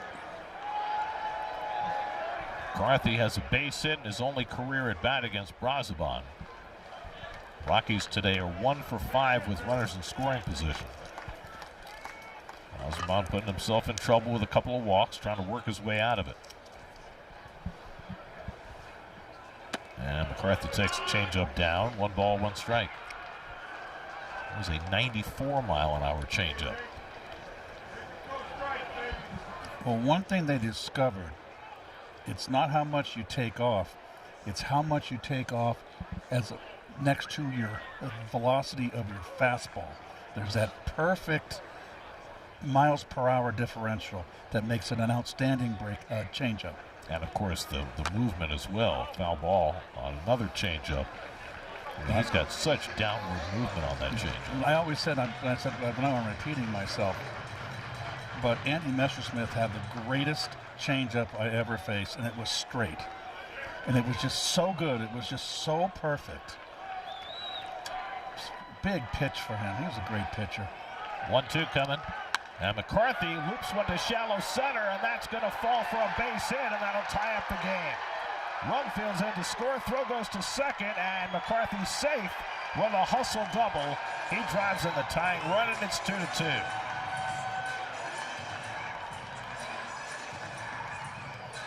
Change up off the end of the bat. That's why you can't walk people in this ballpark, because there's so much room in the outfield. Even a ball that was not hit sharply has a lot of room to drop. That was good location, a little up. Now watch, you got both Simeon's late getting back to the bag. He didn't have a play on it. When you saw Brujan out there, you've got to get back, got to cover second. And he's late getting there. Not that it would have made a difference. It's a great hustle double. That's going to be all for Brazoban. Austin Warren coming into the game. Called to the bullpen, brought to you by Nissan. 2-2 game in the 6th. We'll be right back. Rockies have tied the game in the 6th inning. And the Mets will go to Austin Warren to try and get the final out of this bottom of the 6th. Well, Warren has not given up an earned run in quite some time. Got the loss in that extra inning game. Last outing, mixed in his fastballs with his slider. Very effective and a strike thrower. Goes after hitters. I think he's a nice, well, I don't think. He's a nice addition to this bullpen. He pitched the 2nd and 3rd inning in the opening game of this series after Brazoban was the opener. 2 in scoring position. Kyle Karros the batter. And he takes the first sweeper outside for ball 1. Karros hit a double to right in the third, struck out in the fifth, 1 for 2. Castro at third carrying the go-ahead run. McCarthy at second with 2 out. Karros takes a sweeper for a strike, and it's 1-1. Rough outing for Brosbon. A couple of walks put him in the soup. Yeah, he didn't have it today. Group double by McCarthy. Brought in the tying run, and now he's responsible for the 2 on base. Karros can't hold the swing on the sweeper, and it's 1-2. 3 straight sweepers. Does he bust him in with a fastball?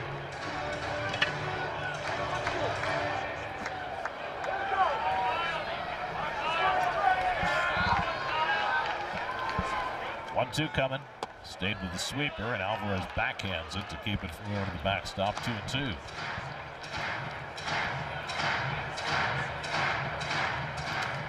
Warren's not a big guy, but he is fearless. 2-2 coming. Tried the fastball and he missed away, and now a full count to Karros. First base open. You got the left-hand hitting catcher on deck, Sullivan.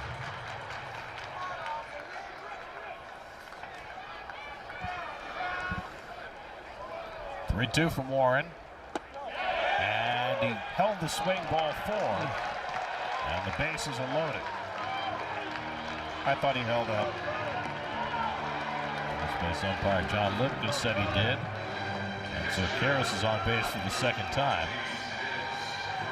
And now a moment of truth for Austin Warren as he faces Brett Sullivan with the bases loaded and 2 out.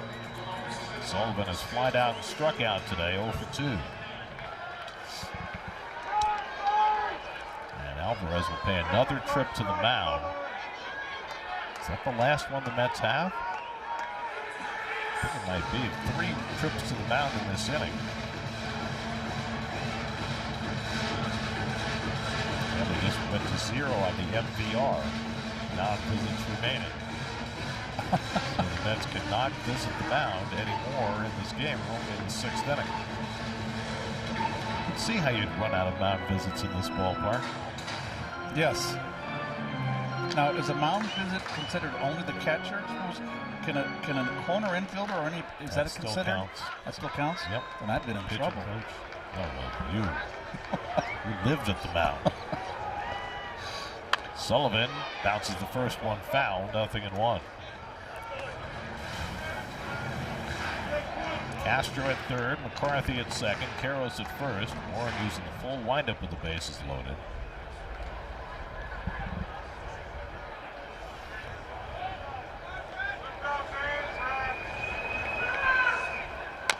And another bouncer foul.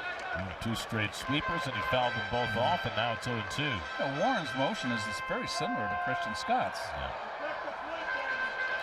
It's like they wind up in a phone booth. Yeah, maybe it's being taught down in AAA. Minor leagues. 0-2 to Brett Sullivan. Struck him out. Austin Warren strikes out Brett Sullivan on 3 pitches to leave the bases loaded and keep the game tied after 6. Hurry in. Spectrum high-speed hitting. I can't remember a time when we didn't have a ball hit 100 miles an hour in a game.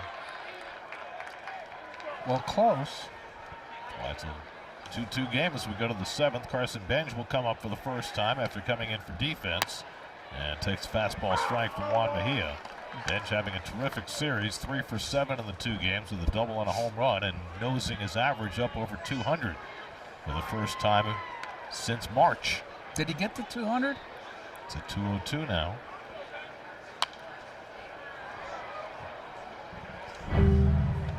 Well, here's the RBI hit he got yesterday.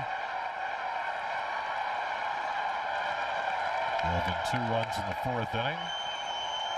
And Put the Mets up 3-0 at the time. Mejia ahead of him 0-2. And he struck him out on that back foot slider. oh, that's a good one. That's going to get. Mejia has his first strikeout, 1 out of the 7th. That pitch right there is going to get a lot of hitters. Couldn't have put it in a better spot. It's not a strike, but it's so hard to lay off.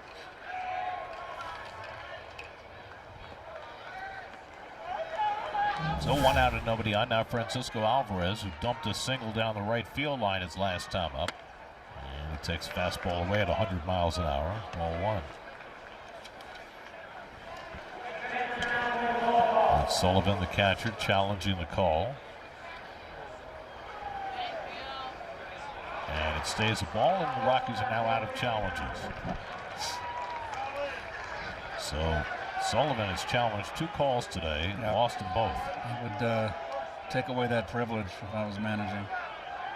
Catchers have been successful about 60% of the time this year, far more than hitters or pitchers. But they're not always right. Ball and strike to Alvarez. There we go. With the chant.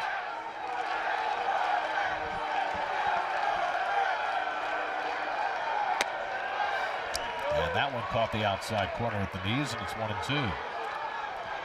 I have to say, there are more people here today than I expected there to be. This is a rescheduled game. This was supposed to be an off day for both teams. But a lot of people have shown up, including a lot of Met fans who made the trip out to Denver. Probably see a lot of them in Phoenix over the weekend as well. Tyrone Taylor on deck. Alvarez lays off the slider, and it's 2-2. Jose Quintana went 5 2/3, allowed 2 runs, 5 hits. Rockies got him off the hook by scoring in the bottom of the 6th. 2-2 to Alvarez. That's away, full count. Brennan Bernardino, the lefty, is up in the Rockies bullpen now. Probably with an eye towards Soto, who's 3 batters away. 3-2 from Mejia to Alvarez. And the breaking ball stayed in for ball 4. And the Mets have a 1-out base runner. So Alvarez on base for the 2nd time today. That's the first base run the Mets have had against Mejia in this series, who's retired 8 in a row. So now 1 out and 1 on for Taylor, who drove in the 2nd Mets run with a base hit in the 2nd, then got credit for a sacrifice in the 5th. As Quintana and Rumfield made a nice play to throw him out on what was clearly an attempt to bunt for a hit. Third baseman Karros cheats in a step, and Taylor chases the sweeper for strike 1. I mean, Mejia with that breaking ball, he throws hard too. And he can command that. He's doubly tough on right-handers. Taylor's 0 for 4 in his career against Mejia. Fouls back that fastball, 99 miles an hour, and it's 0-2. Big right side of the infield open for Taylor. It would set up a 1st and 3rd, and you got 2 strikes on you, protecting the plate. I would move that 2nd baseman to the right to cover more of that space.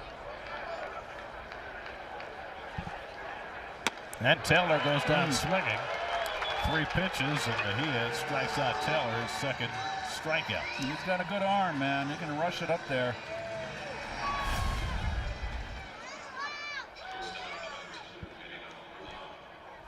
So now 2 away, and Vidal Brujan will turn around about left-handed for the first time today. Fly to left, popped to 2nd, and his first 2 at-bats as a Met. And Brujan takes fastball away for ball 1.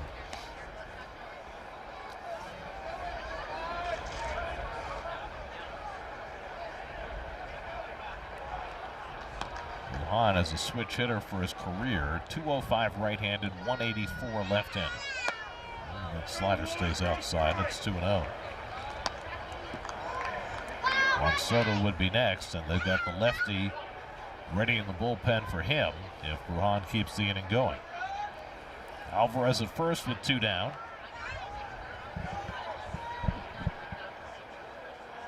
And Brujan takes a mighty rip. He was thinking 2-run homer. Oh, he shouldn't. Boy, oh boy, he's got a good arm, this Mejia. 25-year-old Juan Mejia. This is outside. It pops out of the middle of Sullivan, but no damage. Now it's 3-1 to Brujan. Vidal Brujan, who was signed as shortstop insurance. And after Lindor and Mauricio went down, getting a chance to play. He's got a 3-1 advantage against Mejia. And he takes the sweeper for ball 4. That could have been a strike. So the Mets have 2 men on, 2 walks in the inning, and that'll bring Soto to the plate. It'll bring Warren Schaefer out of the dugout. And it'll bring in his lefty, Brennan Bernardino, to face Soto with 2 out and 2 on in a tie game in the 7th. Just can't walk people here, Gary. You said it. Especially with Soto in the on-deck circle. Well, the Rockies were able to cash in a couple of walks. See if the Mets can do the same as Bernardino comes in. We're in this fight together. 34-year-old Brennan Bernardino will make his 2nd appearance in this series. Worked in the first game Monday night, a 1-2-3 inning. Spent the last 3 years in Boston. Been really good for the Rockies so far. Juan Soto barely missed a home run back in the 3rd. Settled for a triple. First triple of the year, his 2nd as a Met. Yep, and he was left stranded. And last year, he started out poorly in RBI situations, finished incredibly strong. Tie game, 2 out, 2 on, 2-2, top of the 7th, and number 22 at the plate. Soto 0 for 2 in his career against Bernardino, and takes a sweeper on the outside corner for a strike, 0-1. And Bernardino, very herky-jerky motion.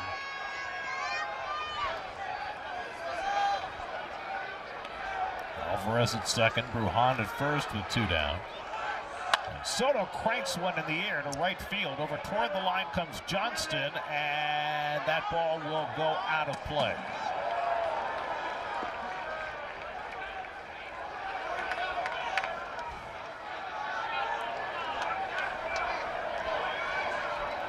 Johnston was playing a couple of steps over toward right center. And a long run to the line, trudging back to his spot. Bernardino giving him time. Soto down in the count 0-2. Bichette would be next.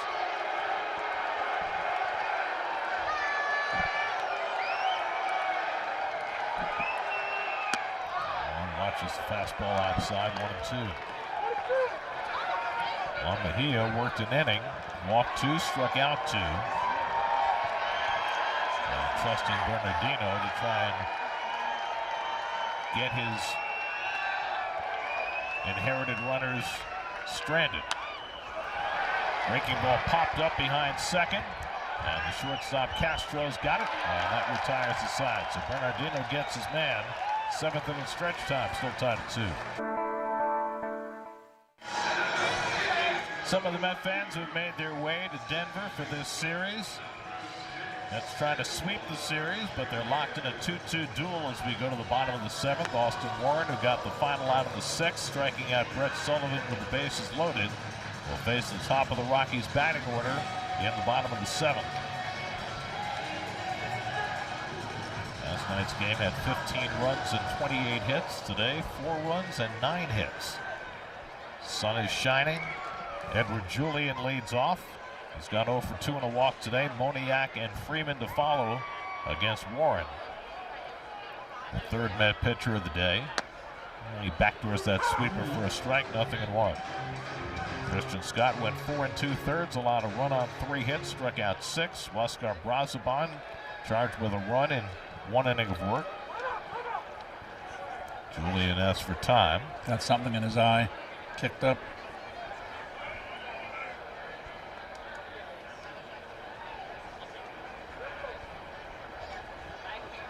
Edward Julian from Quebec City by way of Auburn University. It's a long way from Quebec to Auburn. 2 backdoor sliders right there for strikes to get ahead 0-2.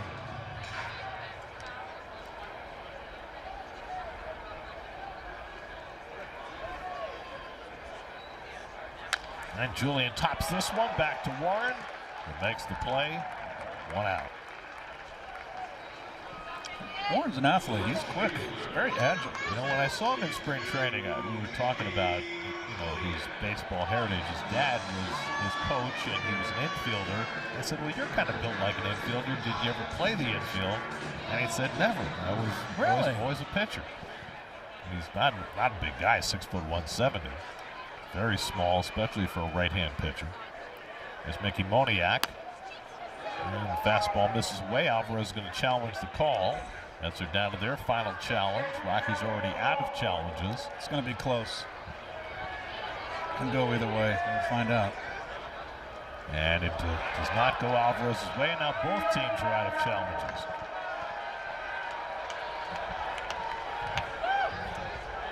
So 1-0 to Moniak, who's 0 for 3 today. 3 for 12 in this series. And that sweeper bends low. 2 balls, no strikes. Moniak came into the day with the best OPS of any hitter in the National League. 11 home runs for the season. And he gets them in bunches. He's had 4 two-home run games already this season. Well, you can kind of tell how they're pitching Moniak here. He's the one guy, if you look at this lineup, that they haven't been hitting. He's the one guy you don't want to have beat you. Tyler Freeman, right-hand hitter on deck. Doing the 3-0 sweeper, and it's in for a strike. Yeah, it's a get-me-over backdoor slider.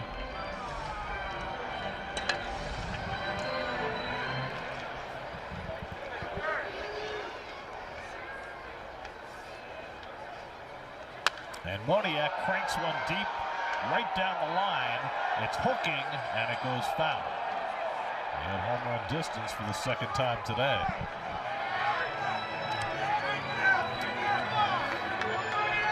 Deep breath by Austin Warren. I got to believe he is not going to throw that slider down and in again. He'll try either backdoor him or a fastball away. Fastball up is what's gotten Moniak out most of this series. Yep, I know it. Fastball outside for ball 4. So Moniak is on with a 1-out walk. Second walk issued by Warren. That's 6 walks by Met pitchers today. That is living very dangerously. Caught up to Braziban in the last inning. As we mentioned, the Mets are a little short in the bullpen today. They need Warren to give them at least this 7th inning. Tyler Freeman has a bunt single in 3 at-bats. And he hits a soft ground ball foul, 0-1.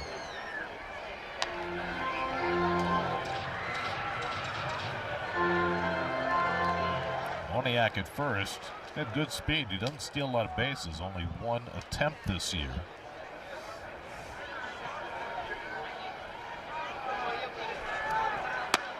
Freeman takes fastball inside, 1-1.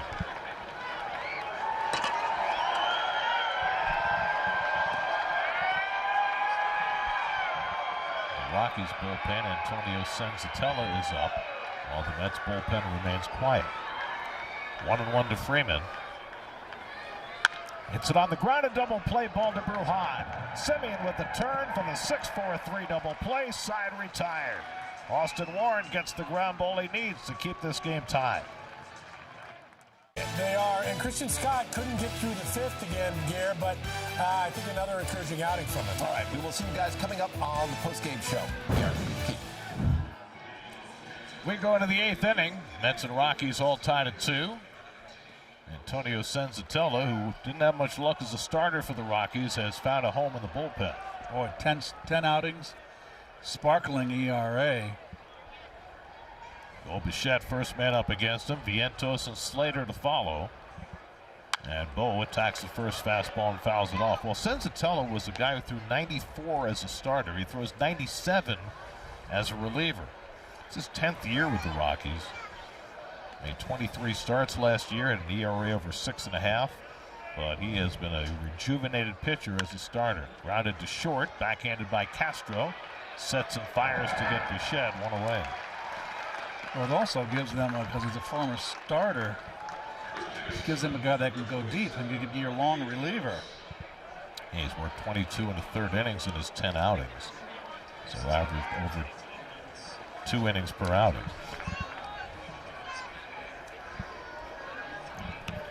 Here's Vientos, has gone 0 for 3 today. Mark takes cutter outside for ball 1. They can't challenge. That pitch was a strike. Both these teams are out of challenges. Gosh. That's why you really have to be judicious about how and when you use them. Vientos gets one in the air to center field. McCarthy easing back to the warning track. He's there to make the catch. Got under that. 2 out. Got under it. He was 410 feet. Well, we're also mile high, too. Yep. So 2 out and nobody on. And now Brett Beatty will bat for Austin Slater. Craig Kimbrell getting ready for the 8th inning for New York after Austin Warren saved their bacon with a very solid inning in the 3rd. So Beatty bats for Slater, and then presumably he'll stay in the game in right field. Brett had a couple of hits last night in his last 2 at-bats, a double and a single. He also had a walk. He went 2 for 4 last night, looking for one big swing as a pinch hitter to try and get the Mets the lead in the 8th inning. Senzatella has not given up a home run this year in 23 innings of work. Last year he gave up 22 home runs.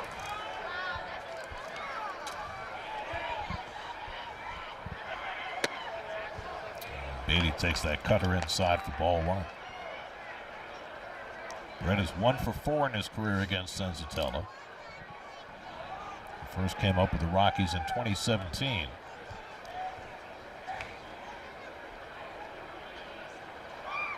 It's up and away, 2-0 to Beatty. Marcus Semien would be next.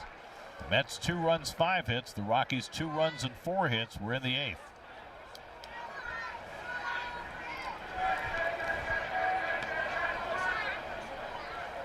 Beatty looking for a pitch he can drive, and he flies one out to shallow left field.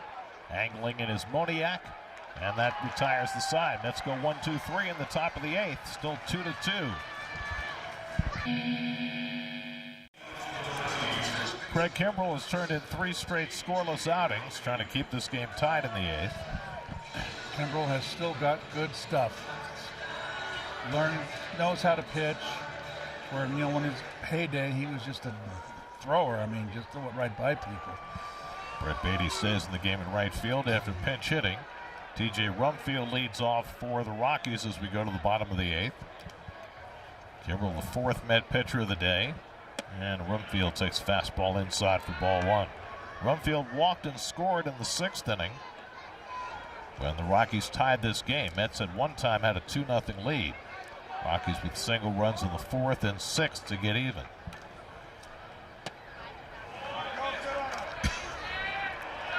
After Rumfield, it's Johnston and Castro, so 3 left-handed bats to hit against Kimbrell in this inning. After Austin Warren went an inning in the 3rd, did not allow a hit. And Rumfield with a half swing on a 2-0 fastball, not what he wanted.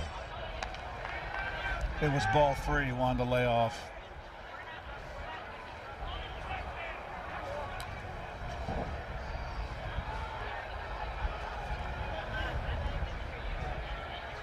Two-1 from Kimbrell, and he fouled back the fastball. Kimbrell's been pretty consistently 93, 94 with his fastball, not the 97, 98 that he threw in his heyday. But he has been effective. Pitch in the opening game of this series. Gave up a triple to Mickey Moniak, but was able to work around it. 2-2 coming to Rumfield, and the breaking ball hit up the middle for a base hit. Taylor comes over to pick it up, and Rumfield stops at first with a leadoff single. Nope, good hitting right there with 2 strikes. Slider kind of stayed up, out over the plate.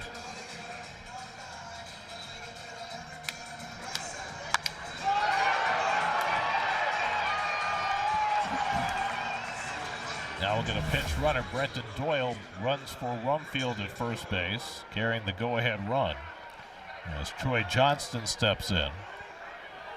Johnston 0 for 2 today. He's drawn a walk. Bichette is in on the grass at third, Just in case.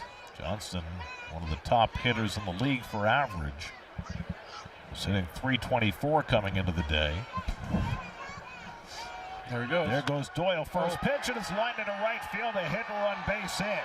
Doyle heading for third. The throw goes to second, and the Rockies have first and third and nobody out. How about that? I don't know if that was a hit and run. I didn't check the runner on the when he was stealing. It's a fastball. Oh, down the middle, Gary. Belt high. Pulls it in the hole. He didn't ever look back. So I think it was a straight steal, and that was just an aggressive first. Yeah, it's a straight steal. Oh, he looked back late. That's when he heard the contact to try to find the ball. So now the Mets need to bring the infield in. First and third and nobody out. Carlos Mendoza working with a short bullpen today, having used Raley and Williams and Weaver in the game last night. And so Kimbrel has to pitch the eighth, and he's given up back-to-back hits. And now Willie Castro, who drove in the first Rockies run with a fourth-inning single, comes up. Infield in all the way around. And Castro takes fastball off the plate for ball one. So the inning immediately becomes dicey for Kimbrel. Castro 0 for 1 in his career against Craig. Doyle at third, Johnston at first with nobody out.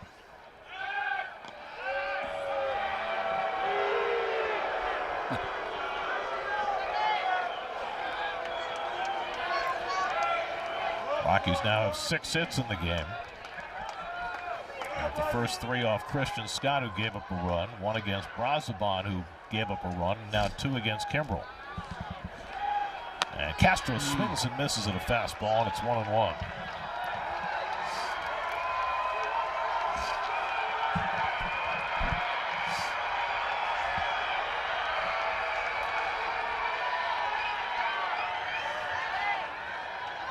Castro, switch hitter, batting left against Kimbrel. He takes it inside, 2 balls and a strike.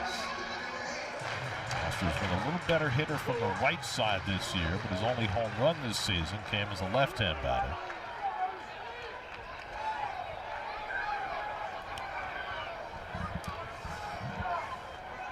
Two 1 coming, and Castro lifts it foul, and now it's 2-2.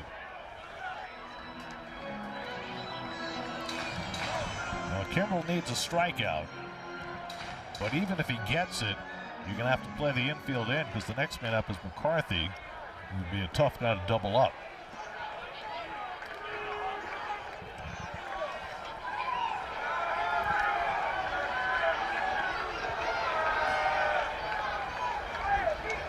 Two coming to Castro. First to check in at first, and back safely is Johnston. So now he's thrown over twice, giving Johnston a little bit of a head start if he wants to take off. I'd hold him right there, left-hand header up, keep that first baseman holding him on the bag, that hole, leave that hole open on the right side. 2-2 coming. Off the fists, behind third, and it'll land untouched in foul ground. There's not enough air under that ball for Bichette or Bench to get there.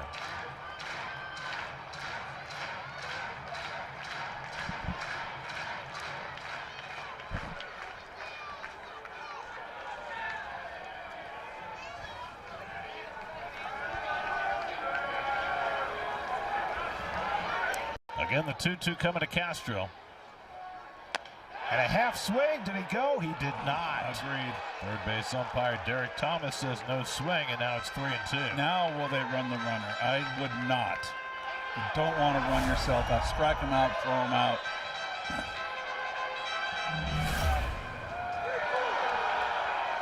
Doyle is the pinch runner at third, Johnston at first. Johnston dancing off the bag but not running, and Castro turns one foul deep down the right field side.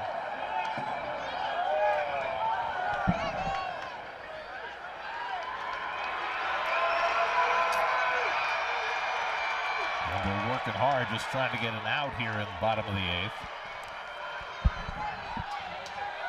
This will be his 8th pitch of the at-bat to Willie Castro. That's strike. And that's inside ball 4, and the bases are loaded. That could have gone either way. Both teams are out of challenges, so there was nothing Alvarez could do about it. Boy, that is a very close pitch. Yeah, it might have been high, Gary. We know in the old days, get a high ball umpire, strike 3. Ah, it's above, it lost. Just missed. Now we're going to get another pinch runner. Ezekiel Tovar will run for Johnston at second base. So the second pinch runner of the inning. Bases loaded, nobody out. Infield has to stay in for Jake McCarthy, who had a pop fly double that drove in a run in the 6th. And the corners are way in to guard against the bunt. Kimbrel to McCarthy, thought about a bunt and then pulled the bat back. What's he thinking? He takes high ball 1. There's nobody out. I mean, look at the corner infielders. They're in tight. I don't understand what that was all about. And look, he's got a ball and got ahead in a strike in the count. McCarthy 0 for 4 in his career against Kimbrel, and he hooks one deep down the right field line, and that ball will go foul. Way up in the seats. Caught it fair. They called it a fair ball. No. Oh, wow. The Mets are almost certain that that ball was foul, but the first base umpire, John Livka, called it a fair ball. It's a grand slam for McCarthy unless it gets overturned. Oh. Carlos Mendoza is already out to ask for a crew chief review, and They're going to get it. home plate umpire Sean Barber said, don't worry, we're going to review it. The question is whether they're going to be able to see an angle on the replay that indicates one way or another. I don't think we have a good angle. Oh, the camera that goes up and down the third base line is way down the left field line, unfortunately. That's on the wire. What do you call that camera, Gary? The cable cam? The cable cam, okay. Well, right now it's in the books as a grand slam for McCarthy, his 2nd home run in 2 days.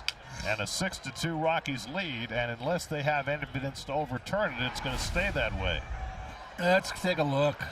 I mean, the ball landed way foul. The question is, where did it go past the pole? Yes, did it hook around the pole? It looked like it went over the pole. Yeah, it did go over the pole. I just don't, unless they have an angle. We can see the ball coming down right near the top of the pole, right there. It's over the pole. I think it hooked around, Gary. I think it was fair. Do you really? I do. It's hard to tell. It's in this angle, it's impossible. We're not looking straight down the line, so it's hard to tell. As soon as Carlos Mendoza saw it, he thought for sure it was a foul ball. Carlos has a good view from that third base dugout, and he's unhappy, and so's Correa. Well, he's got a better view than any of the angles we've shown so far. Now, we don't know what the Rockies telecast has that might differ from what we just saw. It's going to be a tough one to overturn. We don't know what. Yeah, you're right. They have more stuff in New York City in the studio. And they confirm it's a home run. Oh boy. So Craig Kimbrel gives up a grand slam to Jake McCarthy, and the Rockies have taken a 6-2 lead.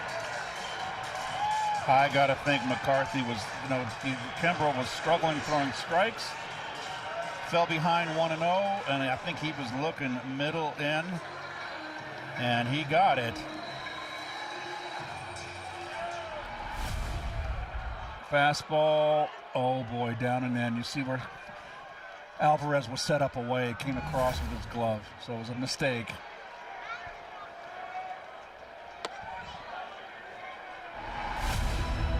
This is the only angle we have, and because that might be the best angle that the folks in the replay center saw, there was nothing for them to use to overturn the call. And it goes as a grand slam, and the Rockies have a 6-2 lead. And Kimbrel still looking for an out.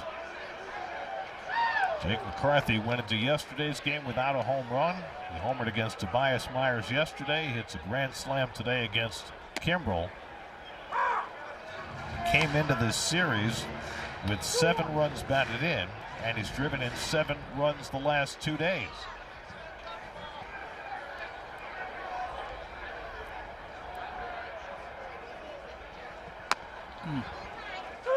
Strike to Karros, 2-2.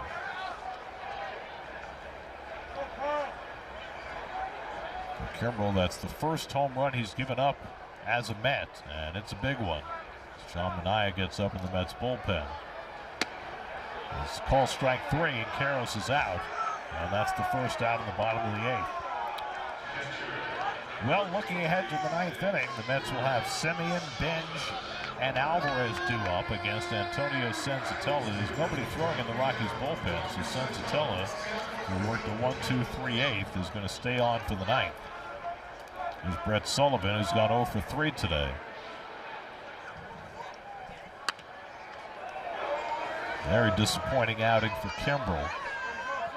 His first hitter, Rumfield, he got ahead of with fastballs, threw him 1 breaking ball, and Rumfield got the base hit. Then Johnston, with Rumfield running, first pitch, base hit to right field. A walk to Castro filled the bases, and then McCarthy unfilled them. 1-1 to Sullivan. That is only the 2nd grand slam that Kimbrel has allowed in his major league career. The other one came in 2023 when he was pitching for the Phillies. He gave up a grand slam to the Dodgers' Max Muncy. For Jake McCarthy, his first career grand slam and the first grand slam hit by the Rockies this season. And the pitchers have walked 7 today, and it winds up really costing them. Pulled foul. Brazoban walked a pair. That led to the tying run in the 6th. Kimbrel walked Castro on a close 3-2 pitch. Nets were out of challenges, couldn't dispute the call, and McCarthy cashes him in. 1-2 coming, and Sullivan just got a piece of the curveball to stay on the at-bat. 26 pitches already in this inning for Kimbrel. Edward Julian, the on-deck batter. 2 lefties coming up behind Sullivan.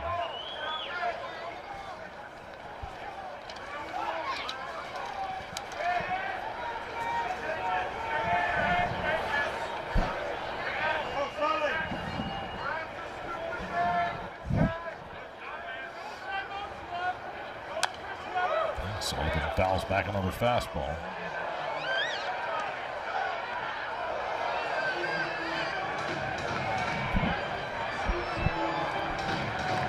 That's the camera down the line, and there's an overhang, and you can't see the top of the foul pole, which is one of the reasons we don't have a better view of that home run. As Kimbrel strikes out Sullivan with a curveball for his 2nd out. So he's gotten a couple of strikeouts after the grand slam, and now he'll face Edward Julian. So normally this would be the shot you would use to determine whether the ball was fair or foul, to see the ball go past the pole. But because of the overhang that blocks the top of the pole from the camera, it wasn't a shot to use. Fly ball into left center, angling on his Taylor to make the catch. That retires the side, but the damage done. McCarthy's grand slam puts the Mets down 4 going to the 9th. Antonio Senzatella needs 3 outs to secure a win for the Rockies. They lead 6-2. Marcus Semien leads off in the 9th inning and takes ball 1. Defensive changes for the Rockies. Edward Julian moves to first base. Willie Castro moves to second base. Ezekiel Tovar, who came in as a pinch runner, stays in at short, and Brenton Doyle stays in center field. And Semien takes low and away 2-0. Senzatella worked a 1-2-3-8. Now he's pitcher of record on the long side, and the Mets try and battle back after McCarthy's grand slam in the bottom of the 8th. Carson Benj on deck, and then Francisco Alvarez. And Semien takes a strike, 2-1. Marcus is 3 for 13 in his career against Senzatella. Yeah, Gary, they moved McCarthy then to right. That makes sense to me. They took Johnson out. So they got their best defensive outfield out there. Inside ball 3. There's McCarthy. His bat has been the difference. And the bloops double and then the grand salami, but Senzatella walks the leadoff batter in the ninth. That's the last thing Warren Schaefer wants to see. That's a no-no. Handed a 4-run lead. Walks the first man he faces.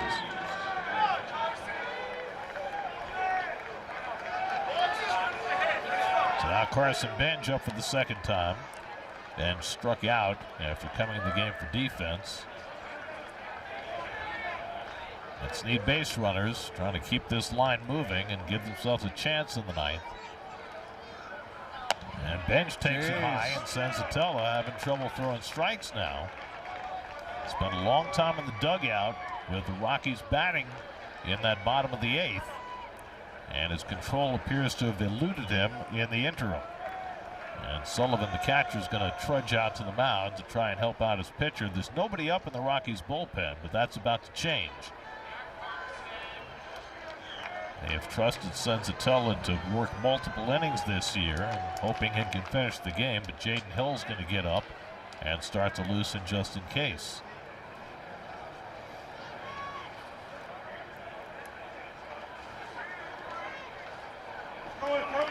Can't walk much slower than Brett Sullivan's walking, both out to the mound and back. He was at a bye time for a bullpen. 1-0 to Benj with Alvarez on deck. Semien at first and nobody out. And Benj loops one behind third, falling fast, and lands for a base hit. So Carson Benj dumps one along the left field line, and the Mets have something working here in the ninth. Benj is now 4 for 9 in this series, and the Mets have the first 2 men on in the ninth.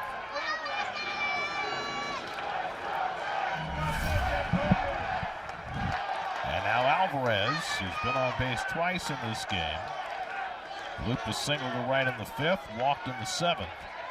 Let's need one more base runner to get the tying run to the plate. MJ Melendez has come out on deck to bat for Tyrone Taylor. Semien at second, Benj at first, nobody out. And Alvarez watches on the outside corner for a strike, 0-1. Here's Melendez getting set to bat for Taylor.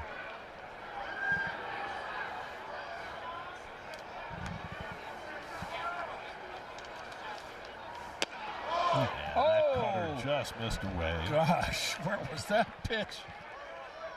My goodness. Well, both these teams wish they'd saved up their challenges, don't they? Gosh, eye chart. Ball and a strike to Alvarez. Trying to get on base any way he can. And that cutter caught the outside corner, and now it's 1-2.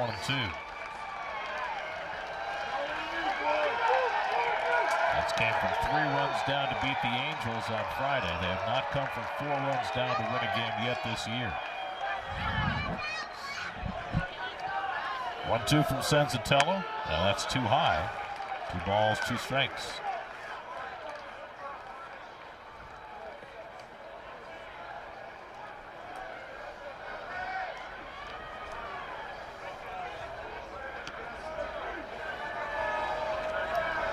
Two coming to Alvarez. Swing and a miss, got him with a fastball. 97 from Senzatella for the first out. Up and in, Gare. Good pitch. Good pitch with 2 strikes. Up and in and beats him. Now MJ Melendez will bat for Tyrone Taylor. MJ started the first 2 games of this series, sitting today against the left-hander. He had a triple and an infield hit last night. Trying to get aboard to get the tying run to bat in the ninth. Semien at second, Benj at first with 1 out. And Melendez takes a knee-high curveball for a strike, 0-1. So Senzatella, after losing the plate to start the inning, appears to have dialed it back in. And Melendez swings past the fastball, and now it's 0-2. Got to keep the ball away from Melendez. Vidal Brujan is the on-deck batter. It's only have one player left in their dugout, and that's Luis Torrens.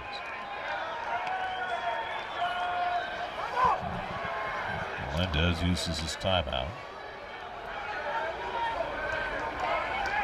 It's at a 2-0 lead in this game. The Rockies got single runs in the 4th and 6th, and then the roof caved in the bottom of the 8th.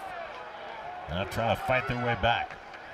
And Melendez goes down on strikes. 99 from Senzatella for the second out. And sometimes, you know, this is the last couple batters you're facing. You reach back and you want to throw that fastball. Dial it up.